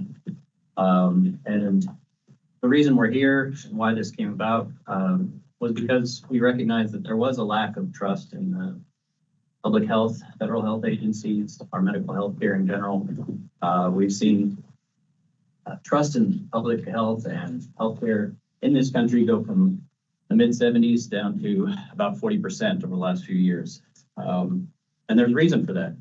I think we need to acknowledge that reason and have a discussion why that is and what we can do about it as our own public Southwest Health District. So I'm going to kind of preface some of these speakers. I've got some of my esteemed colleagues here, some of the people in their fields, some specialists in OB-GYN, epidemiology, cardiology, and molecular biology here today, among others. So I just really encourage you to hear what they have to say because they're going to go into some of the data. And it's going to be quite clear that the safety of these is questionable at best, and the efficacy as well is not what we've been told. So with that, I'd like to outline kind of some of the things that have gone on that have eroded the trust over the last few years with COVID. And these are things coming from our own federal health agencies that oversee us, in fact. Many of the guidelines that we receive through this time, unfortunately, were misguided or misinformation. We were initially told regarding masks that and Dr. Fauci in March 8th, 2020 said there's no reason to be walking around with a mask. 3 weeks later, Dr. Fauci and the CDC recommended everyone be wearing masks. There was good reason not to recommend masks initially because we had decades of studies with randomly controlled large trials showing no decrease in viral transmission with mask wearing. What changed in that 3 weeks? People who were listening and watching realized nothing changed, just a political agenda change. A year later, Dr. Fauci recommended we should all wear 2 masks. That was not based on any science whatsoever, beyond observational studies. But like I said, we had multiple large randomly controlled trials. Moving on to the next slide, we had a loss of trust as it relates to distancing. This was a policy that came out in March of 2020 by the CDC. This led to closing of schools, led to loss of education for our youth. It led to businesses closing down, tens of thousands of which are still closed. This led to churches closing down, the heart and soul of our communities being shut down. This led to AA meetings being lost, and those most vulnerable not getting the help they need. It led to kids that didn't get to graduate or have a graduation or a prom. This led to visitation of loved ones in hospitals and nursing homes that were denied that opportunity before their loved one died. This rule was not based on science. This came in February of 2021. There was a study out of Massachusetts school data looking back at retrospectively that indicated there was no substantial difference in the cases among students or staff with a 3-foot distance versus a 6-foot distance. Furthermore, there wasn't any other evidence prior to this time. And on September 19th, 2021, Scott Gottlieb, the former FDA commissioner, stated the 6-foot social distancing rule was political and that CDC made unscientific recommendations. Dr. Fauci just this year in January 10th testified before Congress under oath that there were no studies to back up the 6-foot distance rule. This caused irreparable harm to the people of this country, Idahoans, and they recognize this. And this contributed to that loss of trust. We were told that this came from a bat cave about 1,000 miles from Wuhan in a wet market. Anybody that had the idea that this came from, the next slide, please. This came from a U.S. funded lab in Wuhan, China, doing gain of function research that was outlawed in the United States, was labeled a conspiracy theorist by our federal agencies and was broadly censored by mainstream media and social media platforms. On May 2024 this year, Francis Collins, the former head of the NIH during COVID, admits to Congress that it is not a conspiracy theory, and currently it is widely assumed and presumed that it was leaked from the Wuhan biolab, which we funded. Next slide, please. As it relates to this vaccine, which is why we're here today, there's been a lot of misinformation and outright lies told by our federal health agencies. They told us initially it was safe and effective, yet we did not have proper safety trials prior to this. It was rushed. It was under an EUA. They did not know what was in it. The initial vaccine insert was blank. There is no way you can give informed consent on something that you do not know what is in it. There were no long-term safety studies. So off the bat, telling us it's safe and effective, I think put a lot of people off, knowing that these studies weren't out there. Also knowing that the studies that were done by the exact companies which did just make hundreds of billions of dollars from the distribution of this vaccine. They told us it stays in your arm. We've learned since that time through multiple studies that this does not stay in your arm, but in fact has been found in almost all areas of the body, including the brain and the reproductive organs. They told us the spike protein would only be produced and the mRNA would be gone in a few days. Since that time, we've had found out, and there have been studies showing that spike protein is being produced up to 6 months after the initial injection. They're telling us that initially that asymptomatic spread is happening. This was a big fear, concern, legitimizing their 6-foot distancing and shutting down schools and businesses. But that hasn't panned out as something, and there's no precedent previous that. That's just not something in virology that we see frequently. Asymptomatic spread is rare, and quarantining the healthy is something that we did that was unprecedented and to pretty disastrous results. We were told the vaccinated can't get COVID. We were told you're safe if you get vaccinated right off the bat. That's Michelle Walensky told us that, even though she knew and later admitted, and we all know that the vaccinated can get COVID. And we're now seeing studies that are actually showing the more COVID shots you get, that the more likely you are to get COVID. A large Cleveland Clinic study out just this year showing that exact negative efficacy that I'm talking about. We were told you can't transmit COVID. And I mean, this is giving reason to mandating this because we needed to create herd immunity, right? We needed to protect the population as a whole. But now we know definitively we can transmit COVID, even though you have been vaccinated. And you can get COVID, you can transmit it to the exact extent is still less clear, but it happens and frequently. That we were told there's no DNA in the vaccines, yet now, more recently, we're finding large amounts of DNA plasmid contamination, which some of my colleagues will discuss further in their presentation here. This puts a risk not only to us now, but down the line and potentially to future generations. This isn't just a factory part of your cell that is producing protein. This has the potential to integrate into your genomic DNA. And that is something that can be permanent and also transmittable to your offspring. We were told initially natural immunity wasn't a thing with this, despite years of viral knowledge that that this natural immunity is the best immunity we have. We were told that children were at risk and that they were major vectors. We had to close down schools. Well, turns out, and we knew at the time, that children are not at any significant risk. Statistically, from the COVID infection, children are statistically zero risk. They also, because of the fact that they don't get it frequently, they don't get significant symptoms. They're also a very low vector of transmission. And Dr. Jansen appropriately pointed out that we don't know exactly what the risk of these vaccines is to children. And I appreciate him saying that. We do know the risk to the actual virus is very low. So why in 2024, when we have very low COVID transmission, the actual variant is not virulent, very low death rate, why are we still under an emergency use authorization recommending for children to get these shots at 6 months old? It doesn't make sense, and it continues to erode public trust. In conclusion, if you go to the last slide for me, please.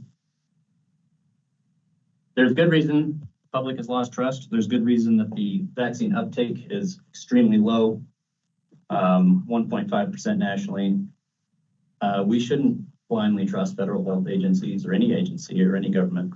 We should be critically evaluating any recommendations, mandates that come down to us. As the Southwest Health District, we have a moral and ethical responsibility to critically evaluate any federal guidelines or mandates coming from the federal health agencies and make decisions in the best interest of our district's citizen based on the best available evidence. And I believe we have an opportunity to do that today. I'm going to open it up to my other presenters to give you some of that evidence, and I hope you listen. And thank you for the opportunity.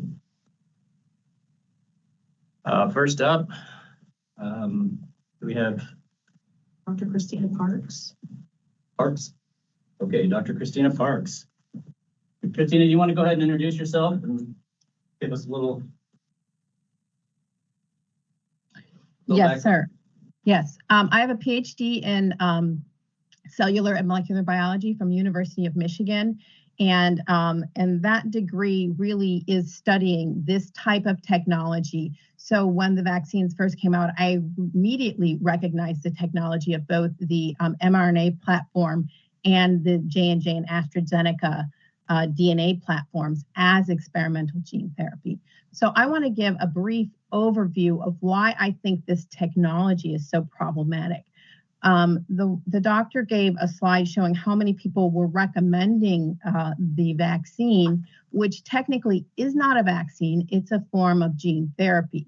And so I want to explain briefly why this technology is not the same as a traditional vaccine and why it's so important that there are discussions to evaluate the use of new technologies, especially if it's going to be mandated or made available to the entire populace. One thing that I don't think is happening, I don't think in that doctor-patient relationship, the doctor has the information on the parts of this that are gene therapy to explain what the risks are. And so I want to do that in sort of layperson terms. And so what I want to start with first is when you get a normal vaccine, you inject a very small amount of protein that the body breaks down very rapidly. And before it does that, even in a matter of hours, it generates an immune response, which we all know can help the body then later recognize the pathogen. But this experimental gene therapy, whether it's the mRNA or the J&J and AstraZeneca, is very, very different because what happens is genetic information is put into the body, which goes into cells. Now, the goals of experimental gene therapy need to be considered because they are to get as much genetic information in the body as possible, to have the body express that genetic information for as long as possible, and to stabilize that genetic information and the protein made from that genetic information for as long as possible. None of those goals are necessary for the efficacy of a vaccine, and they also contribute to a plethora of problems in the use of that technology for something where the risk benefit is not, well, let me say it this way. If you were dying of a dread disease that needed gene therapy, then you might have some benefit relative to the risk of the technology. If you are a healthy 24-year-old male who is not likely to die of COVID, doing experimental gene therapy where we get this genetic information making the toxic foreign spike protein in cells of the body is something that is going to potentially cause a lot of risk to that person without any benefit if, one, they've had COVID or they really are relatively healthy. So again, what this does is it forces the body cells to take up the genetic information and make the spike protein. One, the spike protein is the inflammatory toxic part of the COVID virus. And so that's what's causing the symptoms of the disease. And now you're making your body make it.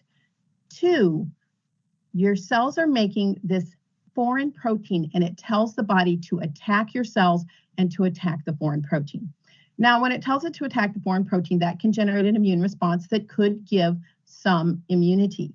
However, because it's experimental gene therapy, the body is making it for much longer than it would ever need to be made. And so the immune system continues to attack it and attack it and attack it. This has made the immune system turn on chronically. So these people are chronically in inflammatory state. We know that inflammation drives cancer, it drives diabetes, it drives many chronic illnesses. And so the long-term effects of this technology are just now being studied because it's never been used in a vast population of people. And so we now know that there are people 6 months, 2 months, 6 months, even longer out that are still having their cells make the toxic spike protein. This technology needs way more oversight before it can be released to the general public for general use. And we know that it needs at least 15 years of studies before it should have ever been released. So I will allow the next person to give more concrete data, but I wanted to sort of give you an overview so that you understood in layman's terms that this is causing the body to attack itself because the cells are making a viral foreign protein. And that technology is not safe for general use. Thank you, Dr. Parks. Appreciate it. And I'd like to introduce Dr. Cole. You give us a brief bio for yourself and introduction? Sure. And do you have my slides? Did they come through? Katrina, did you receive Did those? forward those on to our virtual moderator. All right, thank you. Okay, perfect. Hi, I'm Dr. Ryan Cole. Thankful to be here with my fellow Idahoans today. I'm on the Central District Health Board. I'm a senior fellow with the Frontline COVID Critical Care Alliance.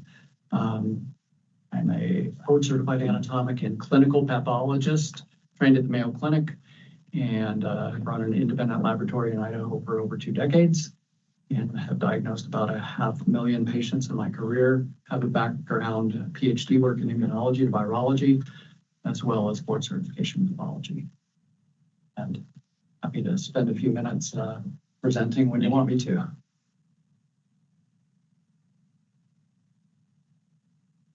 We have the. We're waiting for slides. Yes. Yes, one moment then. Visiting with. It's going to be a minute. And on that note, let me just start with a simple comment before my slides come up. If you're driving down the road and there's a car on the side of the road that's on fire and somebody's trapped inside, are you going to go try to open the door, break the window, and help that person that's suffering? Or are you going to throw gasoline on the fire? And that's what we're considering here in terms of what we've done societally for years with an experimental gene therapy and millions upon millions of people hurting around the world. And now we have something that I will show you very clearly is neither safe nor effective, all risk, zero benefit. So are we going to continue this as a society, or is somebody going to stand up and stop it?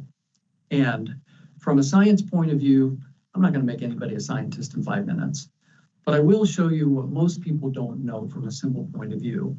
And as a pathologist, we look at cells, we look at patterns, we look at what's wrong in the body, and then we report that. We're the doctor to the doctor. Let me know those slides come up. Oh, yeah, because it's a bigger file. PowerPoint. If I can plug in, I can just do it from my. If not, then I will go through my slides without images. Okay, do you want to skip to somebody else now that you've had my soliloquy? How about we have? Oh, here we are. Okay, ready, set, go. Okay, next slide, please. Thanks for your patience. Okay, so plain and simple, you don't have to believe me. Moderna's SEC filing, Security Exchange Commission, states mRNA is considered a gene therapy product by the FDA. Plain and simple. And Pfizer's technology is the same. And so here we are. Next, please. And I'm going to fly for whoever has the hot finger on the button there. This is the lipid nanoparticle. This is data from Pfizer out of Japan. We had to demand it through Freedom of Information request by Dr. Byron Bridle in Canada, world-renowned immunologist.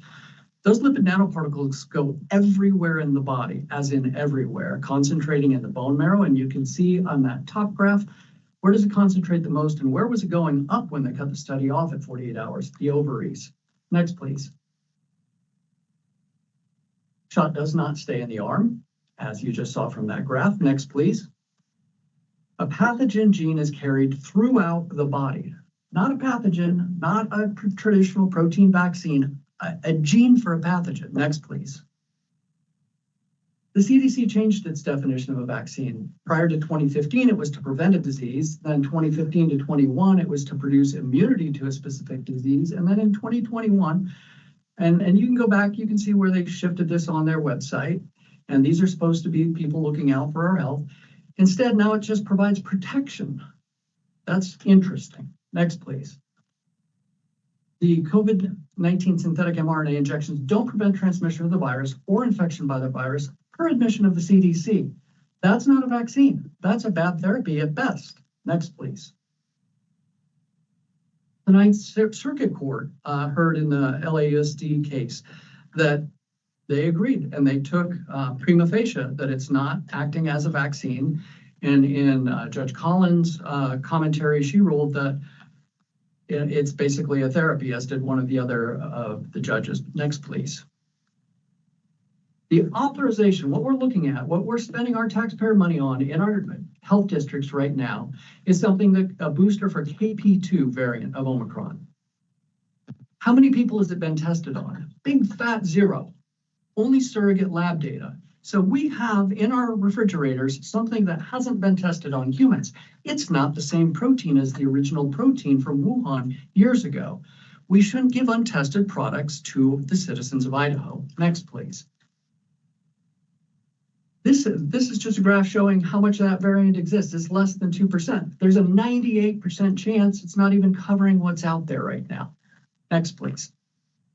And that's waning. Emphasize that that's waning. Antibodies don't equal immunity. This is a lie that the public health has propagated during the last couple of years. You form good antibodies and bad antibodies. Next, please. If you form the wrong ones, they attack you. I'm a beekeeper on my little farm.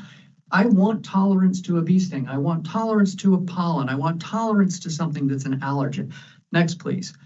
However, if you form a special type of antibody, which there are multiple studies around the world now showing this happens after 2 shots, you end up tolerating a pathogen, meaning you have the opportunity to get sicker in the future when the next variant comes along, not better.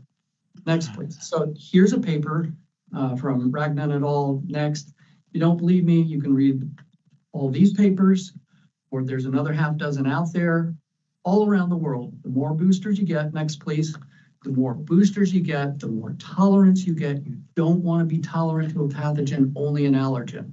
These are things that should have been studied before one shot went into any human being anywhere in the world. Next, please. Also, those who did get shots have blinders on their immune system, blinders on a horse. They recognize and make antibodies to the original variant. You can boost all day long till the cows come home, and you're not making antibodies to the current variant from the current shot you got because the immune system has been imprinted. We call it original antigenic sin. Your immune system is blinded. Next, please. Your human cells are meant to make human proteins, not a foreign protein from a foreign gene. Next, please.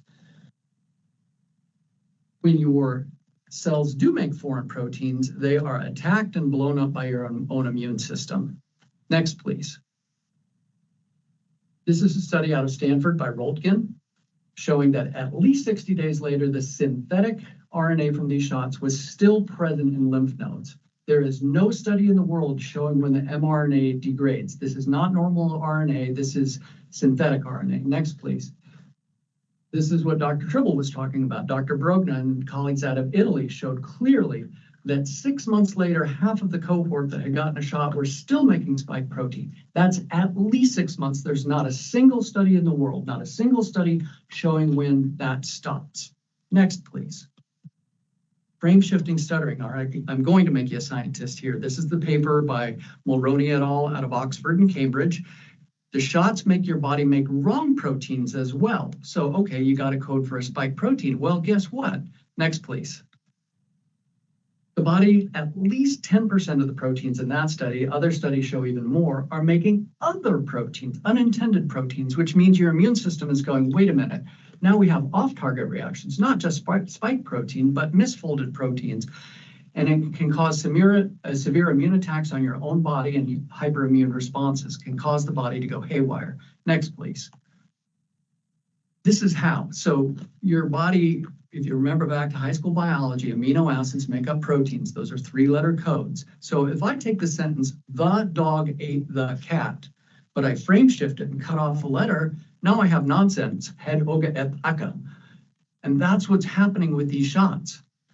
This happens at least 10% of the time with synthetic RNA. Why do we have a lot of autoimmune disease on the rise? The FDA authorized the emergency use of the Pfizer vaccine based on only 0.4% of the 40,000 patient study population. Next, please. The trials were supposed to go 2 years. After a few months, they crossed over the placebo group. We have no accurate data, long-term data, on the consequences of these gene therapies in our populations. Next, please. The FDA asks in enjoining with Pfizer to keep all of this data from you for 55 years. Federal judge thankfully overruled that. Next, please. Pfizer baited and switched. They gave 40,000 people a synthetic RNA, and then they made it in a soup of E. coli bacteria, and that's what the world got, not what they used in the trials. What they decided would be faster and easier to make a bunch of using bacteria. Well, in this bacteria, and here in my hand and on the screen is this book. If you haven't read it and don't believe me, you can see how our government fraudulently helped Pfizer emergency authorize something that's all risk and no benefit. Next, please. Are they adulterated and contaminated? Yes, because of the E. coli. There's a little circle of DNA in there. Next, please. This DNA has been confirmed by independent laboratories in the US, Japan, Germany, Canada. Every vial tested was contaminated. Every vial tested has been contaminated and has up to 145 times the FDA allowable amount of DNA floating in these vials. Next, please. They also have toxins in them, endotoxins, et cetera. These agencies know about it now. US FDA, Canada, Europe, Australia. They know about it. And they're saying, oh, no big deal. But next, please. Been published. Next, please. This is that circle of DNA. Next, please. Yeah, endotoxins, bacteria, a bunch of stuff that are in the vials that shouldn't be. Next, please. They also have a sequence from a monkey virus. Simian virus number 40 contaminated the polio shots back in the 60s and led to a large series of solid tumor cancers in the population. There is the promoter sequence and a nuclear integration sequence of this virus that Pfizer did not disclose to the agencies within this little loop of DNA that contaminates the vials. It is a known carcinogen, and it's known to bind to our tumor suppressor genes in our body. Next, please. Moderna knew about this because Bancel, the CEO of Moderna, filed patent 1077439 B2 saying we've got to get the DNA out of these. Why? Next, please. Because if they don't, residual DNA and drug products may induce activation of the innate immune response, but it can also be oncogenic, cancer causing. Next, please. Safe and effective? No. Next. This is VAERS. I know the criticisms of VAERS. I'll tell you what the criticism really is. VAERS is underreporting. That is 30 years of data. That is deaths after injections reported to VAERS. When did they spike? 2021, 22, 23, and they're still up in 24. It is an underreporting and red flag system that our agencies have ignored. Next, please. So over 37,000 deaths reported in VAERS. You can see the number of hospitalizations, over 1.6 million adverse events reported into the system. The underestimate is conservatively 20-fold. The Harvard Pilgrim study showed that it was actually underreported by 100-fold. Next, please. So you don't have to believe me if you don't trust VAERS. Look at the CDC's own data. They put out an app for the rollout of the shots. 10 million people signed up. These aren't anti-vaxxers. These are people that were happy to get it and report how they were doing. In the CDC's own reporting system, 7.7% of individuals, next slide please, required hospitalization, ER care, urgent care, medical visit. 25% of those could not perform normal activities. Next, please. That's our own government's data. VAERS is underreporting, as I said. It's red flag. Next, please. Like Dr. Tribble said, the number one side effect of the COVID injections is getting COVID. This is the Cleveland Clinic study of 56,000 employees. Each line there shows 1 shot, more cases of COVID, 2 shots, more cases of COVID, 3 shots, more cases of COVID, 4 shots, more cases of COVID, plain and simple. Next, please. You can't find what you don't look for. So when we say safe and effective, but we haven't done studies, that's not true. Next, please. Does it show up in breast milk, the mRNA? Yes, it does. Study by Hannah et al. Next, please. In the Pfizer's own studies, they had 19% risk of adverse events in breastfeeding in their own data, in their own trials, before they crossed the placebo group over. Next, please. This is spike protein, the brown dots being expressed in the arm where they said, you know, it would stay. Next, please. Next, please. Thank you. This is spike protein. Oh, go back one, please. Anyway, there we go. All those brown dots, that's spike protein in the brain on the left. That's spike protein in the heart on the right. After the injections, this is from the German Pathology Conference that went out worldwide. Next, please. These are the death and disability analysis cardiovascular diseases in the young healthy population out of the UK NHS data sets. And when did they start to peak and spike? 21 and 22. Correlation is not causation, but it's fascinating. Next, please.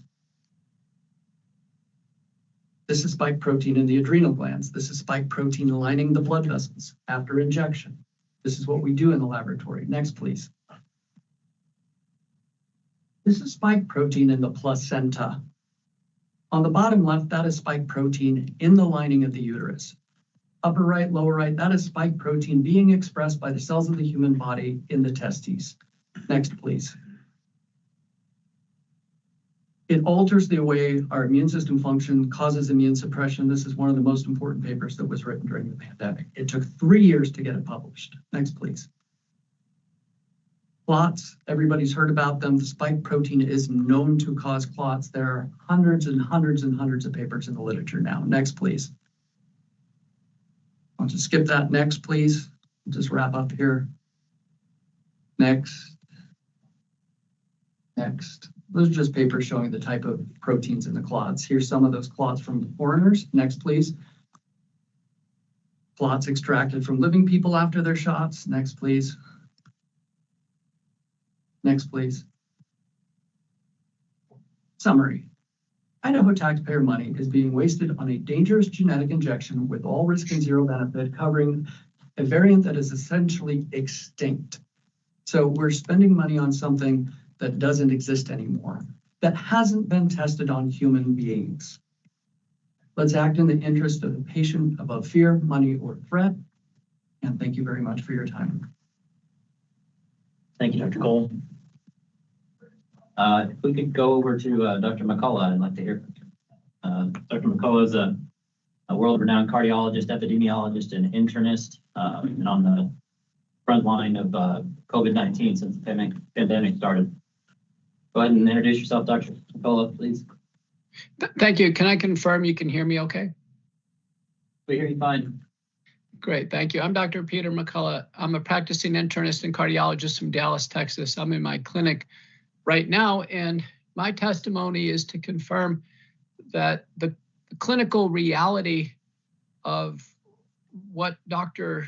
Cole has just described to you is unfolding as we speak. Doctors like myself are seeing patients, now patient after patient who has taken a COVID-19 vaccine. And because the vaccines don't work, they get COVID as well. Sadly, some had COVID before or after the vaccine. And then, of course, many took the vaccines fail, and they have COVID. So what we're finding is that both the virus and the vaccine load the body with the spike protein, that protein that he described that was engineered in the Wuhan Institute of Virology, in many respects, all of us have been poisoned by the spike protein. We're finding this out because in each and every patient, we actually do a blood test to get an inference on the spike protein loading in the body. And we're working to come up with strategies to help mitigate this risk. I'm a cardiologist, so I see, almost everyone I saw this morning had cardiac damage from the vaccine. That's just this morning. I report each and every case to the VAERS system once I've ascertained this. And then we apply a variety of strategies to try to reduce the ongoing damage to the heart and hopefully reduce the risk of cardiac arrest and heart failure. The vaccines are very long acting. And so what we've learned is it may take several years to build up enough spike protein from the long acting vaccines in order to manifest a problem. So initially, as Dr. Cole said, the CDC reported 7.7% of people had problems with the vaccine early. I mean, serious. They had to go to the ER or be hospitalized. That's a huge unacceptable side effect rate. But our agencies pushed on, and now we're finding years later, people are manifesting problems. And I testified in Congress earlier this year with Dr. Cole. And what we told Congress was that we have about 5 to 15 years of worry. Now, what this body can do about this, as we clean up the mess, basically, that's been created by this vaccine debacle, what legislative bodies can do on a region by region basis is to certainly ban mandates, which is what we've done in Texas. The vaccines are so dangerous, we have to ban the mandates in Texas so no one can be mandated to take a vaccine. But the next step is actually just to pull them off the market, make them unavailable, make a statement that we're not going to have unsafe products deployed. Now, what we don't know is, do additional shots build more and more toxicity in the body? I can tell you as an experienced doctor, I think the answer is going to be yes. Sadly, the individuals who are accumulating more vaccine in their bodies are children.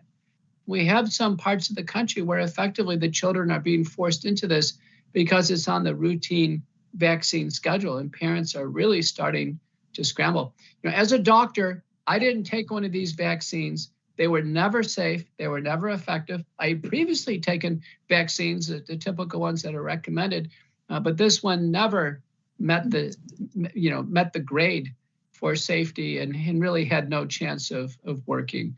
So I'd strongly encourage everyone to move here as requested and go ahead and ban, halt, dismiss the vaccines from your area that you have control over. It's going to be done on a city or region basis. It's already happened in one region in Australia. The central governments of the countries around the world, our federal governments, HHS, CDC, NIH, FDA, they're too deep into this with the vaccine manufacturers. And with recalls of products, the companies never want to recall them. The government agencies that have pushed them would never want to recall it. It's going to have to be done at the local level. And I encourage you to do that based on the expert judgment that and witness testimony that you've had today. I'm Dr. Peter McCullough, internist and cardiologist from Dallas, Texas. Thank you for listening. Thank you, Dr. McCullough. We appreciate it. If I could just have Dr. Thorpe here speak briefly. Dr. Thorpe's OB-GYN physician, and if you could speak a little bit to the pregnancy safety that Dr. Jansen alluded to in his presentation, we'd appreciate it. Thank you. Thank you very much for the honor and privilege of being here. My name is Dr. Jim Thorpe. I've been doing high-risk obstetrics for 45 years now, still actively practicing. I'm not only board certified obstetrician gynecologist, but I'm also board subspecialty certified in maternal fetal medicine. I just completed a 9-day hospital coverage for maternal fetal medicine, 9 days at a major hospital in the Midwest. I've seen well over 29,000 patients just in the last 5 years. I want to address slide number 6 of 13 that was presented earlier. There are 5 bullet points on that slide. Every one of the 5 bullet points is categorically false. The first one says VAERS is not a useful data set for miscarriage and stillbirth rates. That's categorically false. It's been in use for 33 years. And by the way, the editor-in-chief of the New England Journal of Medicine, Eric Rubin, and then director of CDC, Rochelle Walensky, their publication, April 21st, 2021, stated that it was very accurate and valid. Number 2 point on that slide suggested there's no increase in miscarriage. That's categorically false. There are 6 irrefutable studies documenting a massive increase in miscarriage. And these irrefutable studies, 3 of them come from the CDC and the FDA, 2 of them come from Pfizer themselves, and 1 of them come from the New England Journal of Medicine Shimabukuro article published on that same day, April 21st, 2021. What that Shimabukuro article showed clearly was that the miscarriage rate for those women who received the vaccination in the first half of pregnancy was not 12.6%. Of those that got the vaccine in the first half of pregnancy, the miscarriage rate was 82%. Do the math. This is 8th grade math. It's very easy to discern that by an experienced obstetrician. All 21 co-authors were federal employees. The lead author was the Vaccine Safety Committee for the FDA, Shimabukuro. The third point on that slide also addressed the miscarriage rate. I'll say that Pfizer's own data documented an 81% miscarriage rate. So Shimabukuro article in the New England Journal of Medicine and the Pfizer post-market data both proved a miscarriage rate of 81% and 82% respectively for those receiving the vaccine in the first half of pregnancy. That's on par with the abortion pill, mifepristone.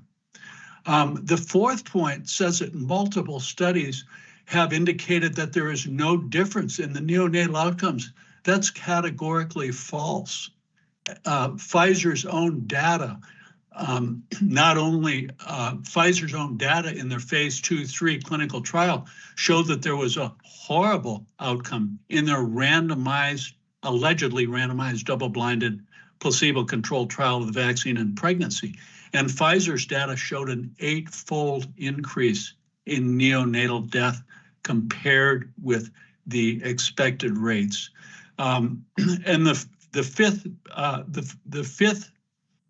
sixth bullet point suggesting that COVID-19 infection is linked with poor maternal outcomes.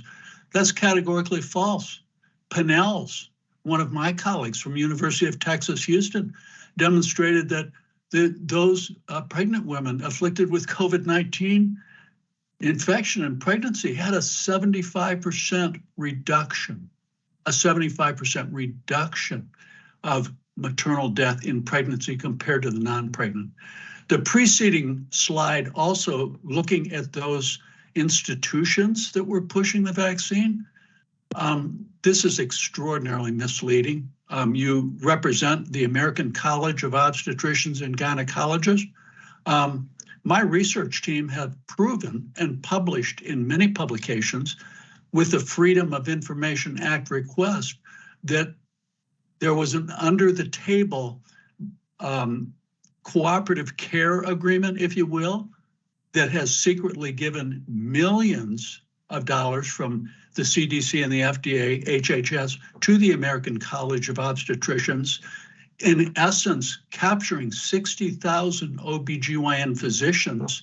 And this organization, along with the American Board of Obstetrics, threatened these 60,000 OBGYN physicians with a letter on September 27th, 2021, stating that if you deviated from their narrative, they would strip your state licenses and your board certifications away. These shots never should have been used in pregnancy. Never, ever. We should have learned from the diethylstilbestrol and the thalidomide disasters. Ban this shot. It never should have been used. It's a disaster in pregnancy. I'm Dr. Jim Thorpe, and thank you very much for the opportunity to present before you today. Thank you, Dr. Thorpe. We really appreciate it. And I'd like to go to Dr. Wiseman. If you wouldn't, is he on the call? Yes, there he is. Dr. Wiseman. Hello there. Go ahead. Hello, can you hear me? Yes, thank you. Can you, is someone going to put the slides up, or am I going to do it? They are being pulled up momentarily. They're coming up in just a moment. Why don't you go ahead and introduce yourself? Give us a little bit about your background. Okay, thank you. Well, thank you for inviting me to speak today. I'm a PhD bioscientist with a background in pharmacy, pharmacology, immunology, and experimental pathology. My career has focused on developing medical products, having led an R&D program at Johnson & Johnson in my own company for 28 years. I hope that my slides will stimulate some further discussion, and I actually welcome further discussion offline with any member of the board or Dr. Jensen or his staff. And I appreciate that even holding this public hearing means that the board wants to receive a range of views to decide this very important question, rather than rubber stamp other recommendations on the list of organizations put up earlier. That these recommendations were of unclear pedigree. What exactly did they review? How did they review it? There's no official report that one can determine the quality and the provenance and conflicts of interest of those reports. And this is something that happens all the time. Oh, look, all these people recommended this thing, therefore it must be good. So I welcome this committee is attempting to make its own decision in its own way, and I appreciate the opportunity to participate in that. I do highlight the Cleveland Clinic on that list, and you'll see why in a moment. Are my slides ready or not? No. I have not heard back from the moderator. I believe he's pulling them up. He does have the slide deck. They're working on it, Dr. Wiseman. Okay. So I'm going to just sort of like speak to the slides blindly, and when they show up, we'll see what we need to do. So what would be my third slide? So if you get there, jump to the third slide. So actually, I find agreement with many of Director Jensen's key points, and actually I'm encouraged by some of the remarks that have a certain candor that we have not seen from other public health officials. So I certainly appreciate that. And there are several points which we do have agreement on.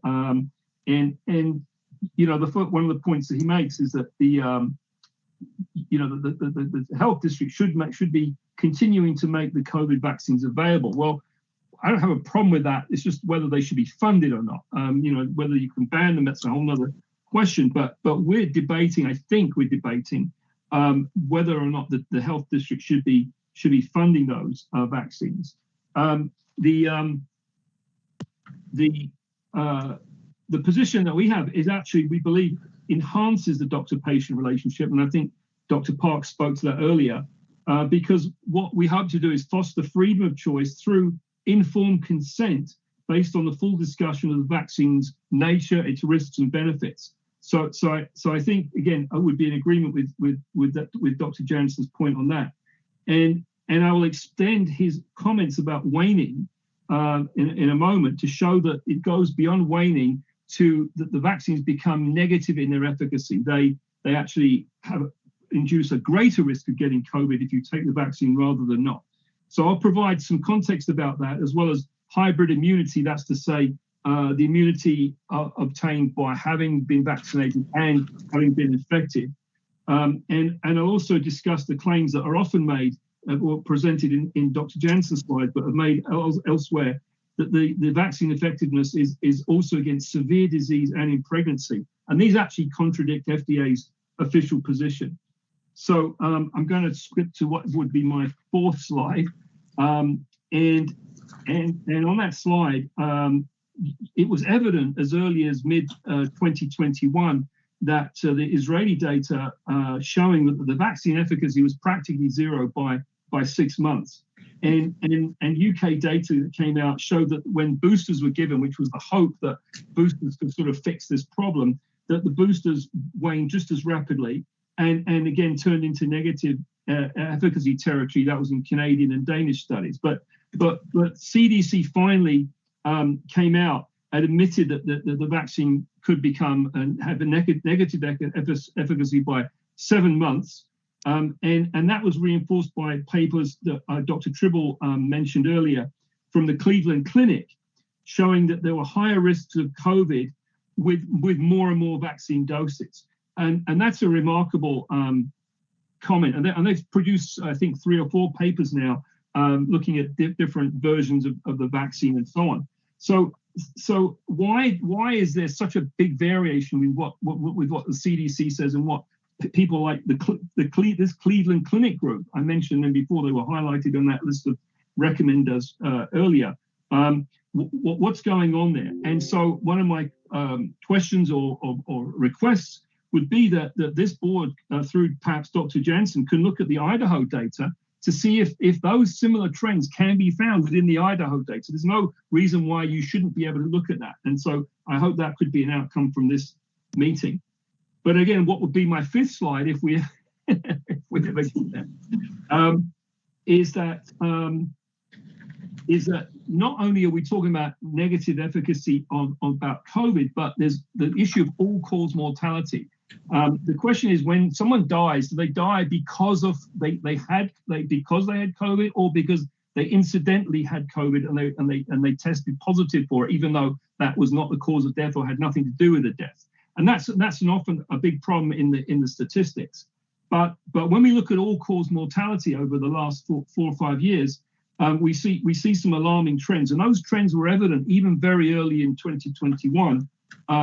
Analyzing the Israeli data, there was evidence, or the equivalent of 180 to 450 deaths per million that were occurring because of the vaccine in the US data. Denmark also a 79% negative effectiveness against all-cause mortality, and that was in higher risk groups. That would be elderly and other risk groups.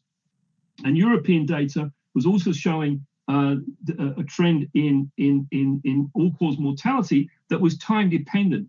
And that's really key, because when you start measuring it and stop measuring is very important. So there were brief periods when there appears to be a benefit, but overall there's a detriment of all-cause mortality the further out you go. And that is particularly evident in the young and the elderly. So in terms of protecting the vulnerable, those people are more vulnerable for a variety of reasons. So again, what would be my 6th slide? No those slides.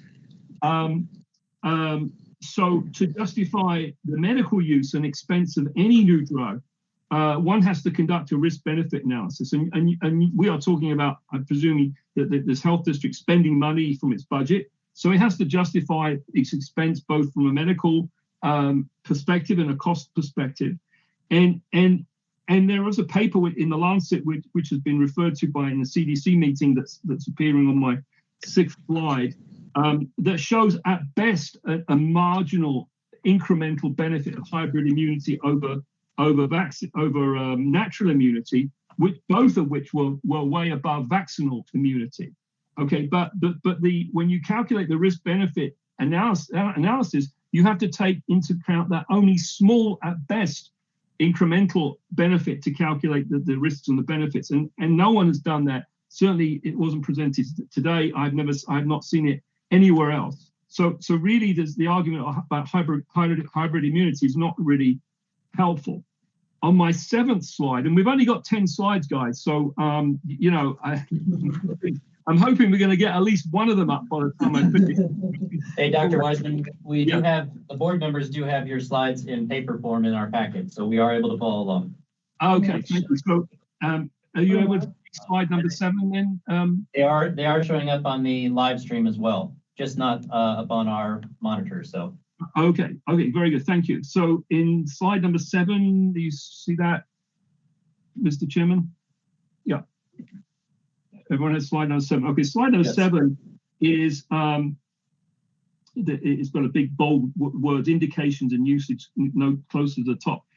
What this is these are several excerpts from the package inserts. The package inserts are those bits of paper that are folded up in tiny little sizes in any drug that you get from the pharmacy, and that contains the approved information that FDA allows a company to talk about. So companies can only say things about their drugs that appear in the package insert in that document. So, but 4 years later after the launch, you can see in the package insert that Pfizer and Moderna products are still not approved to reduce severe illness, hospitalization, and premature death, or transmission for that matter.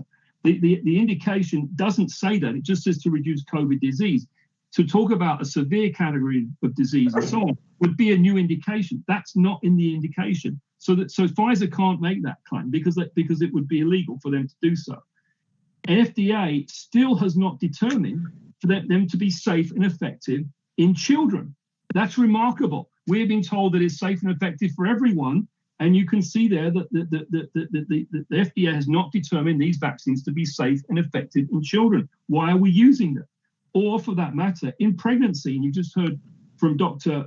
Thorpe, but a fundamental argument is that, look, in the FDA document, it says that there are insufficient data to inform vaccine-associated risk in pregnancy.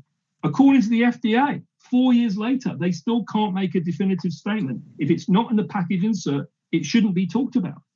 And whatever studies do exist clearly do not meet the FDA standards that would otherwise warrant a change in this statement.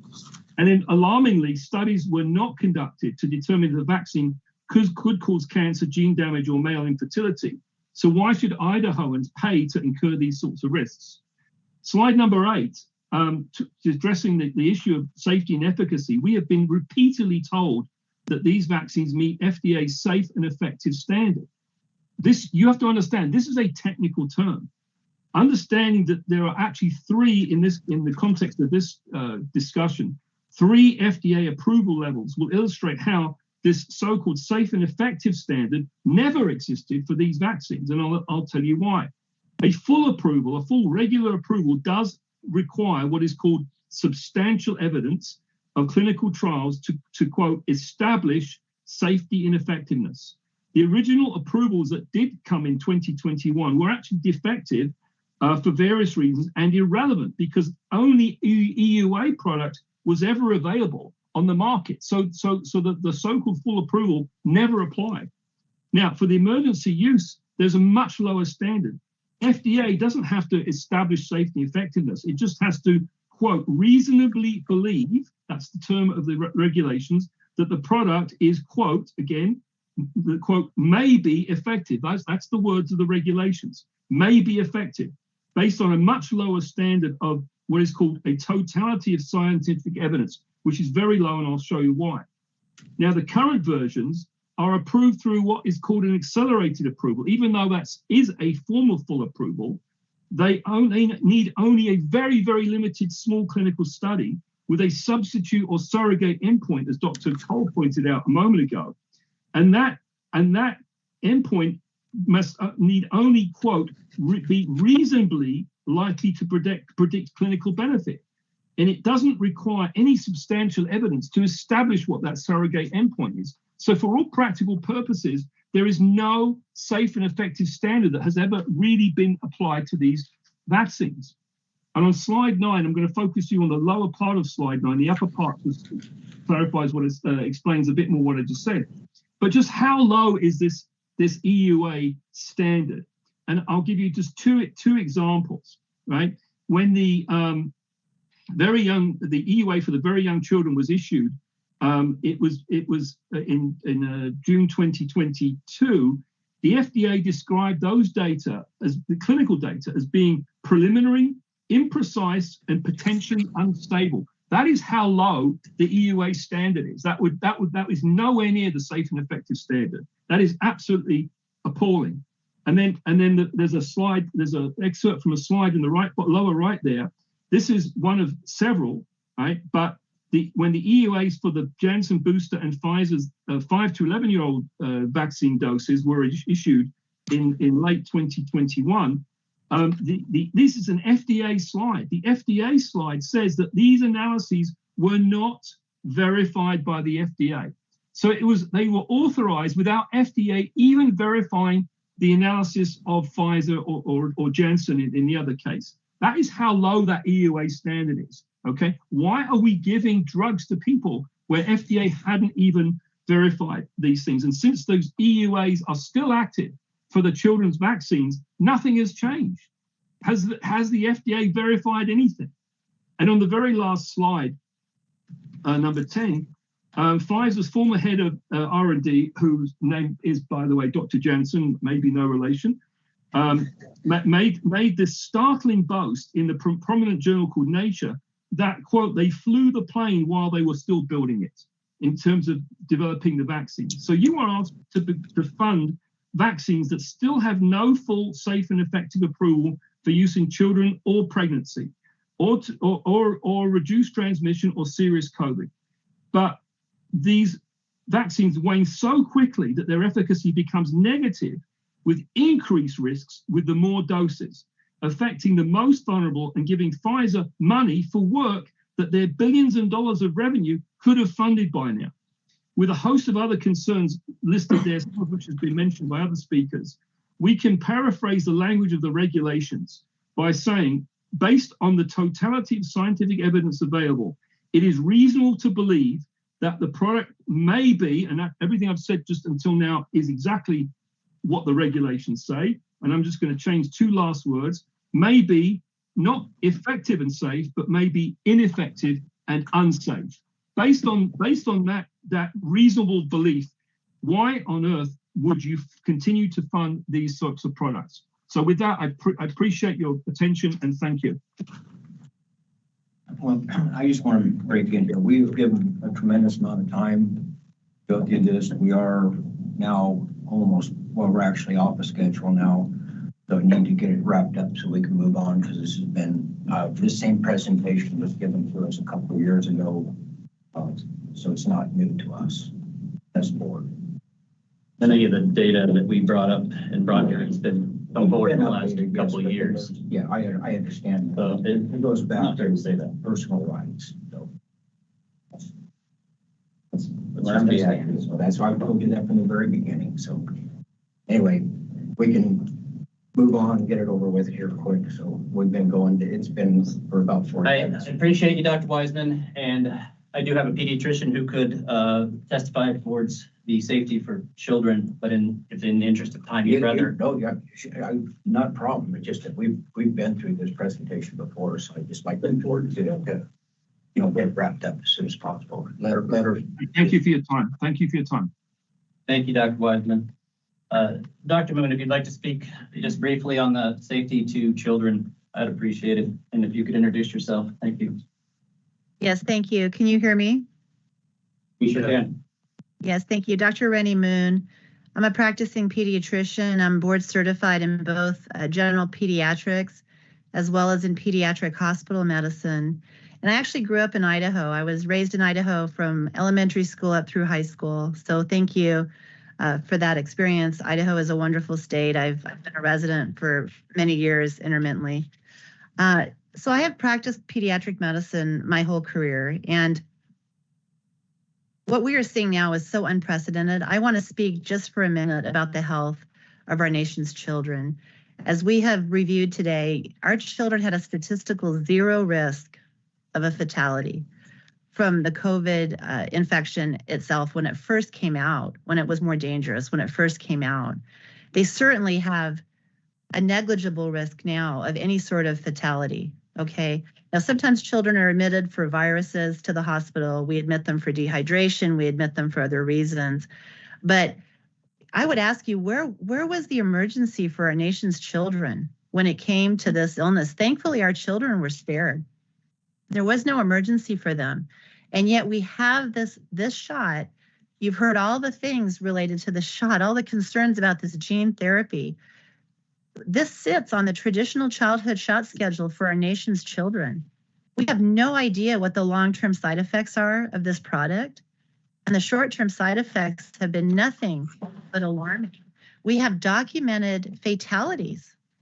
We have children who have died. This is all documented, fatalities from this shot. We have documented heart damage from this shot. This is not something theoretical. This is actually happening. And yet this shot sits on our nation's traditional childhood shot schedule as a traditional vaccine.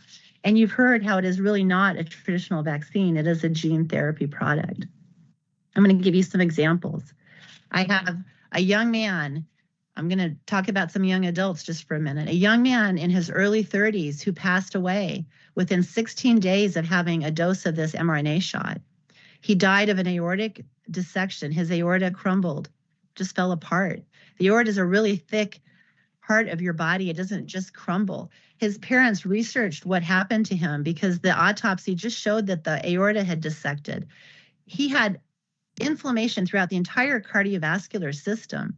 He died, he was previously healthy within 16 days of this product being administered to him. Another young patient who I met recently, she's 24 years old, served in our military. Her heart became so inflamed following the second dose of this product that she had several heart attacks, a 24-year-old with several heart attacks, and now has a pacemaker in place.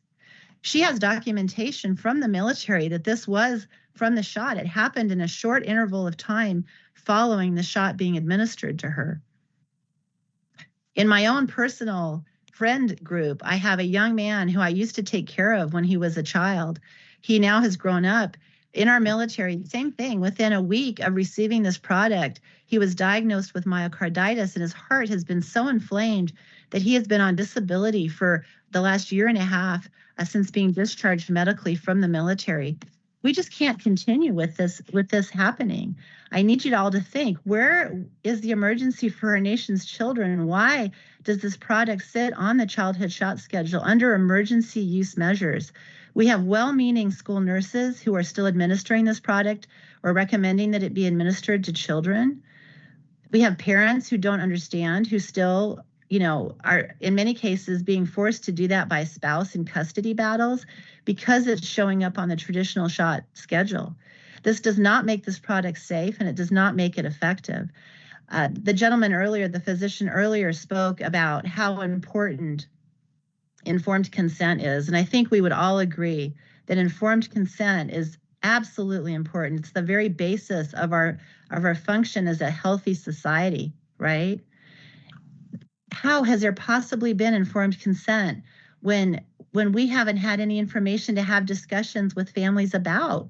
We have had threats against our licenses for speaking. The physicians here in this room, many of us have been threatened. Many of us have had investigations because we have dared speak. And that is so wrong. This should not be happening in America today. Okay, I am thinking back to the early stages of my career, and I watched this nation pull the original rotavirus vaccine off the market because there might have been a link to less than 100 cases of a rare intestinal problem nationwide. And they pulled it off the market. They did exactly what should have been done. It took years before that vaccine came back on the market again.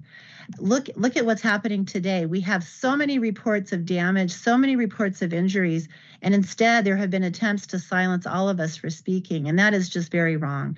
So I'm going to conclude by saying that this vaccine is clearly not safe and not effective for the majority of our population. We don't know the long-term studies, and it should not be administered to anyone, but especially to children and young adults. Thank you for your time. Thank you, Dr. Mann. Thank you, everyone. Appreciate your presentation.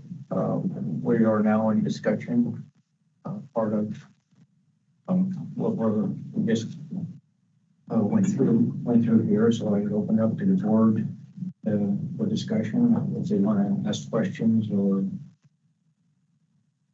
any thoughts, ideas, whatever. Mr. Chair, could I just make a couple of clarifications? Yes, you can. Yeah. One of the things that Dr. Weissman talked about was funding. I just wanted to clarify that the patients themselves pay for the COVID vaccine. We're not using tax money to pay for the vaccine. I think I need to ask for some clarity. The slide set from Dr. Cole and the others, I did not see before this time. You know, it was kind of a bombardment of a lot of data. And, you know, I can have some things that I can look up and verify. I like to verify, go back to the original articles, make sure. But when I hear a presentation that says there's zero risk for children, it's like, well, that's not true. That's not zero risk. I mean, it's low risk, but not zero. When you say there's no effectiveness, you know, to me, that raises flags of bias. And I can talk about a couple of these studies that I've looked at more in depth, especially like the Cleveland Clinic study. This was not a randomized control study. There were vast differences between the vaccinated groups and the less vaccinated groups. 80–90% of people had vaccines or prior infections. And there were significant differences between all of the groups to the point where you cannot say from that study that the more vaccines, the more COVID, because the study was not designed to answer that question. That may be true or it may not be true, but you can't make that assertion because the two groups were different. And so when I see a characterization as it's clear, more vaccines, more infections, you know, to me it says, I think there's bias here. And I think most of, you know, I have taken, you know, through my training courses, I don't consider myself an expert at molecular biology or biochemistry, but I used to teach how do you look at a study and determine what is this study asking? What is it saying? What do the statistics show us? What can we say? What can we not say? What do we say? You know, it seems like, you know, this original antigenic sin or, you know, immune priming, that's something that we need to investigate. But I think the key thing is where should this decision be? You know, I think like most of you believe in medical freedom. We don't want a government agency telling us what we do for our health. And that's kind of what this comes down to say, you know, are you practicing that? Or are you saying, well, it's okay if I'm the one determining that, but if it's someone determining it for me. And, you know, I think advocacy, I was in the HIV field, and so much of what happened that was positive in HIV was because of community-based advocacy. So I encourage advocacy, but I think we have to also be careful about overstepping the roles of what certain bodies can say. Advocate to the right people. And I think we have bodies that you can advocate for who have the ability to dissect both sides. And whenever you're only hearing one side, you know, that to me is a red flag. And I try to be balanced. And I have 10 hours a week that I dedicate to this. I have another job, but, you know, I've spent more time than I would have liked to on this issue, but I'm happy to do it. And we need to kind of create trust. You know, this isn't about bandstanding or anything like this. It's like, how do we talk to one another? Because we're going to face another epidemic. And I think I love the people of Southwest District Health. I know their hearts and why we're here. We're not here pushing an agenda. We use only Idaho data when we're looking at things that are related to these questions. And it's very reliable data. We can trace it right back to where it came from. So anyways, that's what I'm saying. And I think to clarify, we're not using tax money to buy vaccines to get to people. It's probably beyond that. Thanks. Dr. Jensen? Yeah. As I understand it, you're not recommending to everybody when they walk in the door that they get the COVID vaccine. No. This is really people that come in and ask for it. Am I right about that? Yes, and also people that may have higher risk. I mean, like I said the other day, I kind of talked to this young guy who was predisposed to taking the vaccine because of his guilt about his mom, but he'd already had 3 vaccines before. And I said, you know, with your age group, you know, you are at higher risk for myocarditis. So it's not as simple that we didn't have the vaccine. And it's not as simple as say, if you get the vaccine, you're going to be better. And so, you know, and that's where my concern is, you know, whether we have it in the shelf there or not, doesn't matter. But I think it's important to recognize the importance of I think, a more nuanced approach to making decisions and where those decisions best would be. I'd like to say the issue isn't whether Dr. Jansen himself would or would not, and what situations he would recommend the shot. The issue is that the CDC, our federal health agencies, are recommending this every 6 months to all age groups, basically. We put us at about 9 boosters by now, and that's continues to be the recommendation. It continues to be recommended for pregnancy. It continues to be recommended at 6 months. Now, we as an organization here recognize and can recognize through this presentation that this is patently absurd and presents much more risk than benefit. Now, we as an organization are not here, we are here to protect the public. Our job and my job and the Hippocratic Oath I took is first do no harm. So if we have the possibility here of doing harm and we see that the harm is being done, we need to step back, take a look at this and not promote it to the public.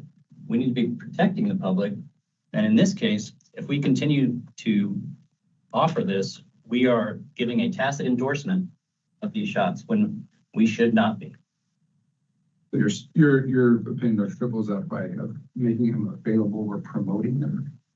Yeah. My opinion too. Yeah, I walk through the door, I see the promotion of it. The CDC gives you a recommendation. You walk in here. Anybody in this department that works here as a provider, if they decided to tell their patient they should get it every 6 months, that's perfectly within the guidelines of the CDC. If they tell they should get it to a perfectly healthy 6-month-old, that is perfectly within the guidelines of the CDC. So should we continue to do that? I say no. I say this isn't a personal freedom issue because we are not the sole provider. You can get this for free at Walmart. You can get this with your flu shot at Walgreens, CVS. If you have insurance, you can get it for free. Otherwise, you pay $200 for it. This is not an issue of personal freedom because we are not the only provider. It just as handing out tobacco or alcohol is not a role or job of the public health department. Neither should it be a risky, untested genetic shot. I guess I disagree fundamentally with the idea that available is promotion. I don't agree that just because it's available, that's why don't we make other dangerous substances available at the public health? Well, what about somebody who doesn't believe that it's dangerous? There's lots of people that I know. I did not. Lots of people that don't believe pot is dangerous, but we don't promote that. We don't sell it here in Idaho. So my grandma who received the vaccine is the same person as a drug addict who takes marijuana, is what you're equating that to? I'm equating them both as being potentially dangerous. I'm agreeing to, I think people should have the freedom to choose. They do. I chose, and you can go to Oregon and get your pot. You can go to CVS and get your drug. This board knows that I have never taken one of these vaccines. I made that choice. My wife and I made that choice. My wife and I made that choice for this. And why would you, as an elected board member of the citizens of Southwest Idaho, would you promote something or encourage something that you yourself do not feel comfortable taking? Because availability for me is not promotion. Making it available to somebody who wants to take it. You walk into the bathroom, it tells you to get your COVID shot. You walk through the front door, it says we have the COVID shots, get them. It is promotion because it's what's being endorsed by the CDC and our federal government. So whether it's tacit approval or endorsing our federal government, like that's the very heart of that's what this discussion is about, right? I Mr. Chairman. Nikki about that, and she said Go ahead. we follow the CDC guidelines. Mr. Chairman, I want to remind the board, as much as I love a spirited debate, that you gave us the clear direction at the beginning of this meeting to keep in mind Robert's Rules of Order. And in that discussion should go through the chairman. So yes, I agree. That is a good way to keep our wits about us without spiraling out of control. So. Nothing from the audience, please. This time is the board's decision. Mr. Chairman. Yes. So I'd like to comment unless you do. Okay. So my opinion of the availability is we are a taxpayer funded entity, and the list by and large that I saw somewhere in here, those are private entities that are promoting those. So if the public that funds funds us in our individually elected positions within our counties, and also funds this entity, do not want us to continue to provide this or allow for individuals to come here and get it. And instead, that would force them to choose to go to some public for-profit entity to receive those. I don't see that as a restricting of someone's freedom or personal choice to take that, whatever injection it is that they're coming here, or whatever service they're seeking to provide. Mr. Chair. Yes. I just want to remind us that there are a lot of our taxpayers in our district that would like to come here and take that vaccine. So you're speaking, I think, for the taxpayers that don't want the vaccine. We have a broader constituency than that. Mr. Chairman, I'm speaking as the representative from the largest county in this district, which I looked through here, 292 comments we received. One of them was in support, and I would wager that 90+% of these comments were made from people within Canyon County. And I'm speaking on behalf of the unanimous Canyon County Board of Commissioners that you're not in support of Southwest District Health carrying these and providing them for people to come in and receive them here. And there are hundreds, if not thousands, of other locations or options to go receive them. I just want to point out, I didn't see any addresses on any of those comments, and I would doubt that you solicited broad public questions on this question. I think I solicited no one. Yeah, so I don't know where those came from or how they were generated. So we can say that represents Canyon County. You said I was willing to make a bet. Commissioner, if I may. Yes, sir. We can also, I think it's worth noting the actual numbers of vaccines that we are giving out for the health department. It's one of the things that brought this conversation on was extremely low. I was just going to mention that. There's not a large public demand for these shots. Mr. Chairman. So my thought on this would be that, my candidate, for the agency itself, we should only be putting out a quality product. And that's where my concern comes in. If we're putting something out there, even for choice, and we know there might be something not right with it, that's where I come into it. I think the agency itself has to keep in mind that we should only put out a quality product.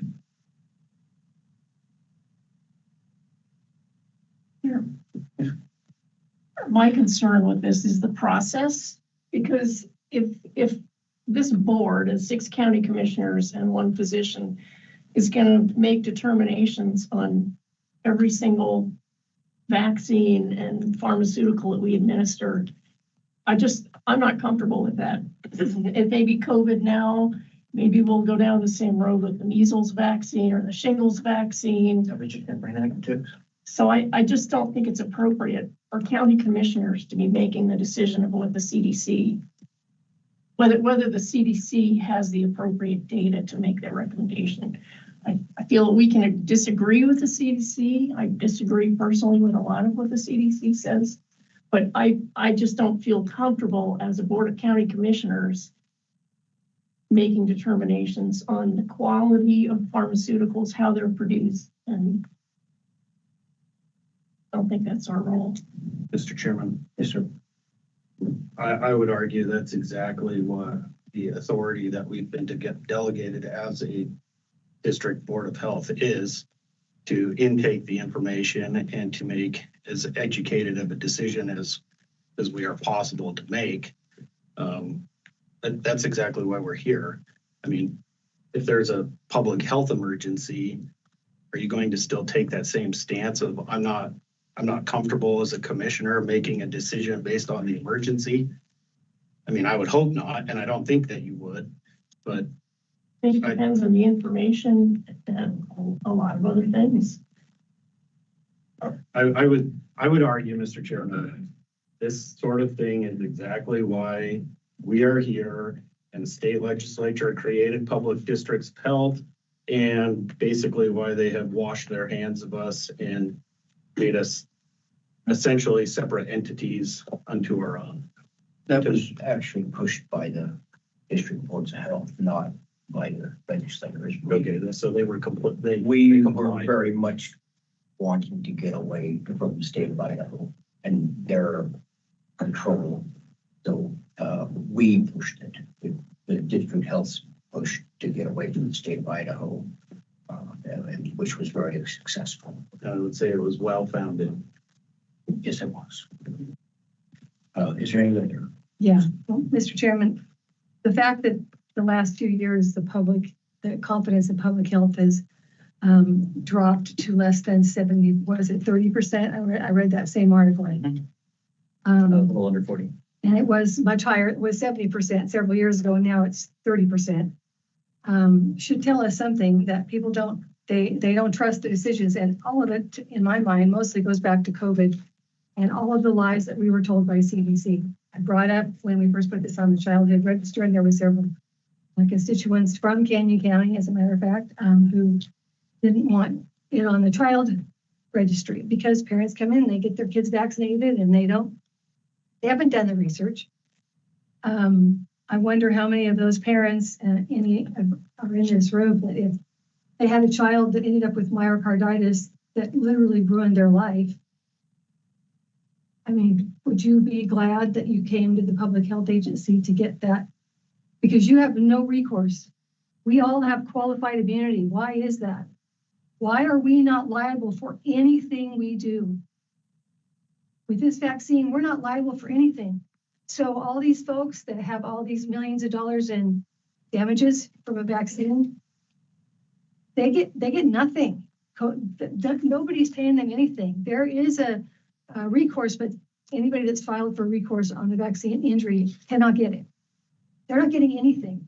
If it was your child, I know people that have died suddenly. I knew Doug Cameron. I know Kyle Warner, 28-year-old bicyclist, had his whole life ahead of him, healthy as all get out.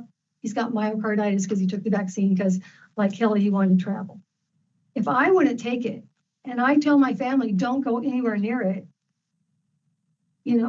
I don't know why we as a health agency, as a public health agency, would want to give that or make it available when they can go other places. So if they pay for it when they're here, they can pay for it at Walmart if they want it that bad.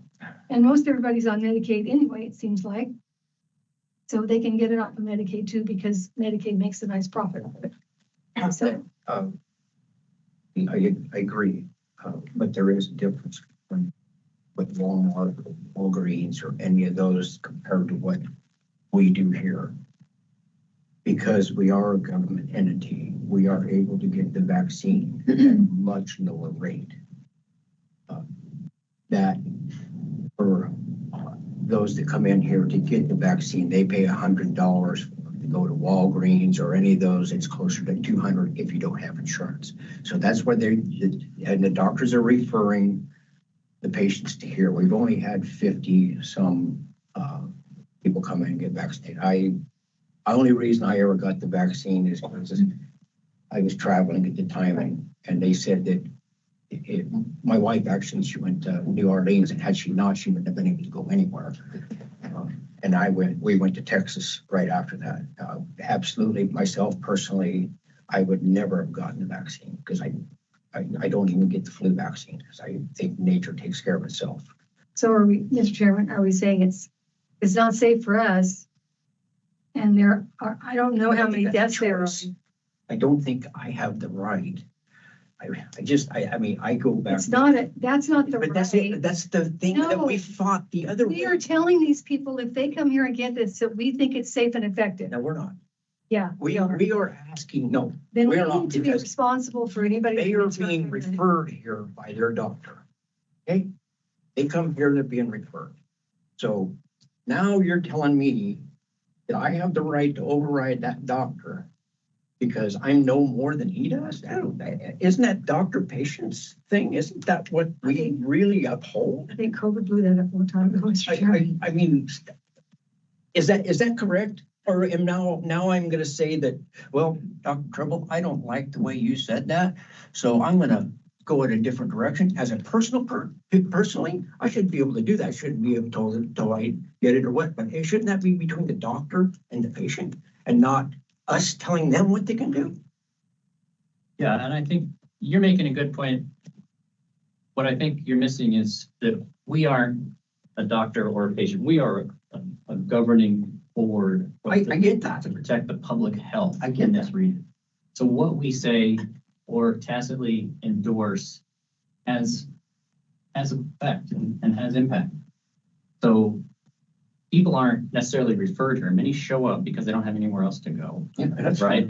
They show up at the door with an expectation that what we're providing is safe and effective.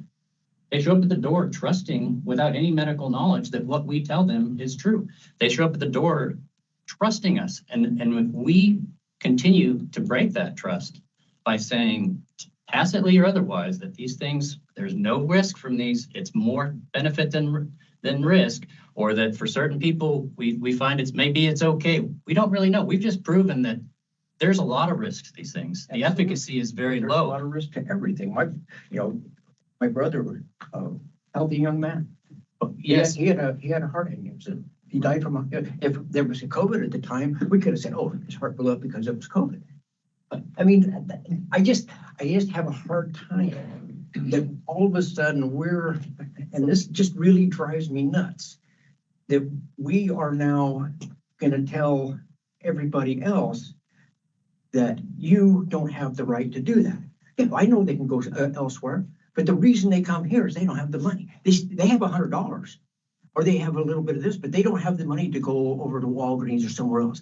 So now we're telling them, no. You want the shot? One of the points no. that was made was that they're not paid for by taxpayer dollars, but I It think is.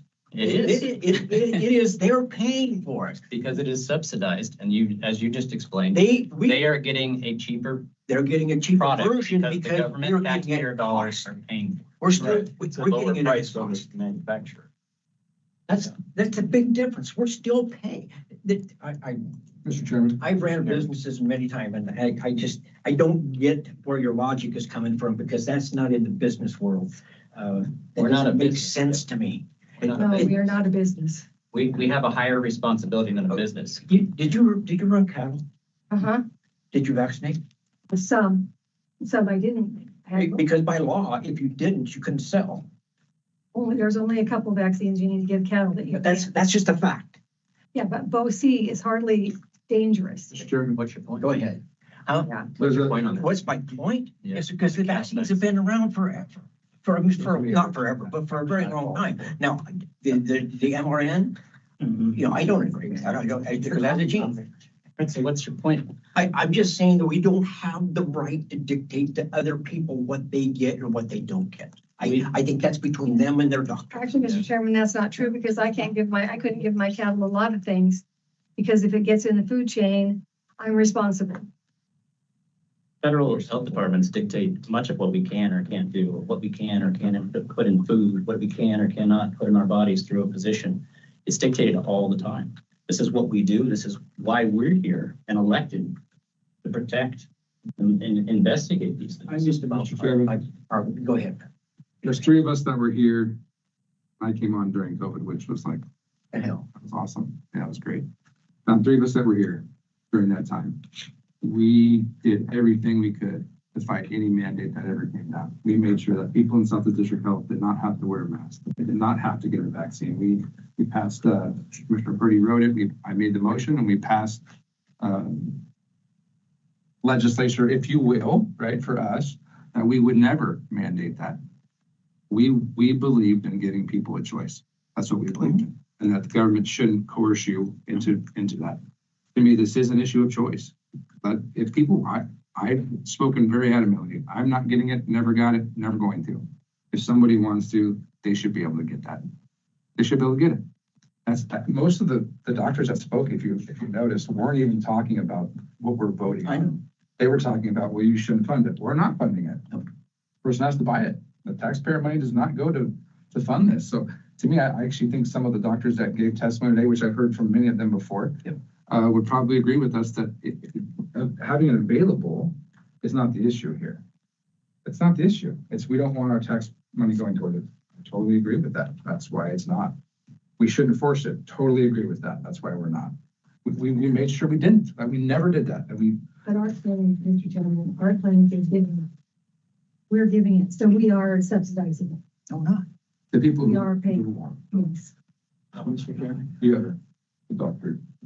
Yes, yeah, if I could just add one thing, I think, you know, it's been presented that it's a clear statement, these are unsafe.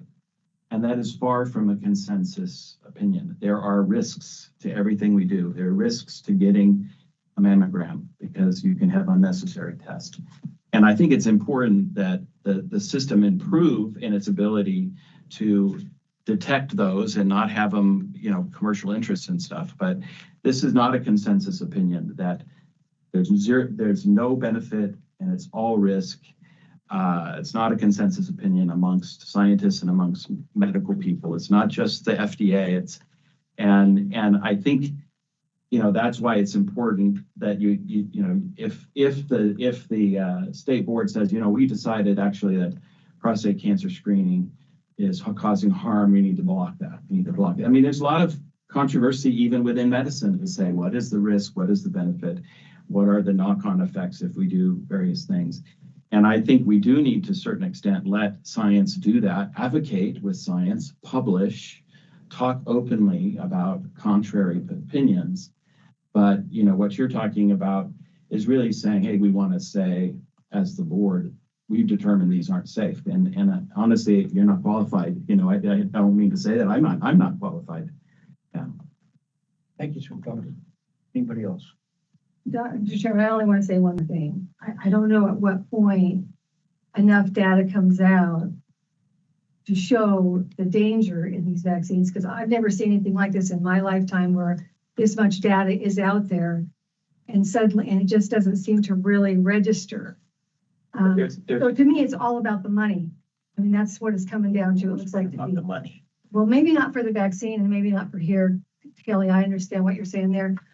But for the push of the vaccine and for FDA not pulling back and not, you know, not doing what they should have done. I think I thought the most deaths, except for when the polio death was like 9. I'm sorry, I'm not probably saying that right, but that when vaccines are pulled off the market, how many deaths do you usually have to have? How many side effects? I mean, Yeah, that's what I've asked that question many times. Where is the limit on death rates that we would set as is? Because in the military, if you're in a war situation, 40% death rate is acceptable. Because that still means you're still probably winning the war. But here, what is the death rate that's acceptable? Is it 10%, 5%? What's acceptable? Well, we all know that the COVID wasn't as what they were expecting it to be. There was a lot of science, a lot of things that were talked about. A lot of it was debunked. Some of it was, you know, originally you couldn't, if you got the vaccine, you wouldn't transmit it. Well, we know that wasn't true. I knew from the very beginning the mask was a joke. I used to do fumigation. I knew what size the molecules were. I knew what kind of mask I had to have for the size of the molecules. Cloth mask was a totally useless. But, you know, people were forced to do that because of the government. I get that. I get that that was part of why we don't trust medicine today. But that wasn't so much, that was a group of individuals back east. That wasn't what we did here. We did everything that we could to keep the rights of the citizen, that they could make the decision on their own. And that's where I'm coming back. I'm at the point that I want the citizen to make that decision. It's not my right to take away that right from them. And that's how I see it. Is if you were to come over to my place and say, you can't do this on your place, I would tell you to take a flying leap. And if you didn't like the flying leap, I would probably toss you off my property. I mean, that's just how much I care about a person's personal rights. It means that was given to us by God, and shall no man take that away from me, period. And that's as far as I'm going to go on it, but that is how I feel. It has nothing to do with the shot, has nothing to do with any of that. It has to do with the right of the individual to make that decision on their own, not for me to dictate them what they will do. Sorry, but this pisses me off. Mr. Chairman, thank you, Kevin. This is an action item. Yes, it is. I have one comment before.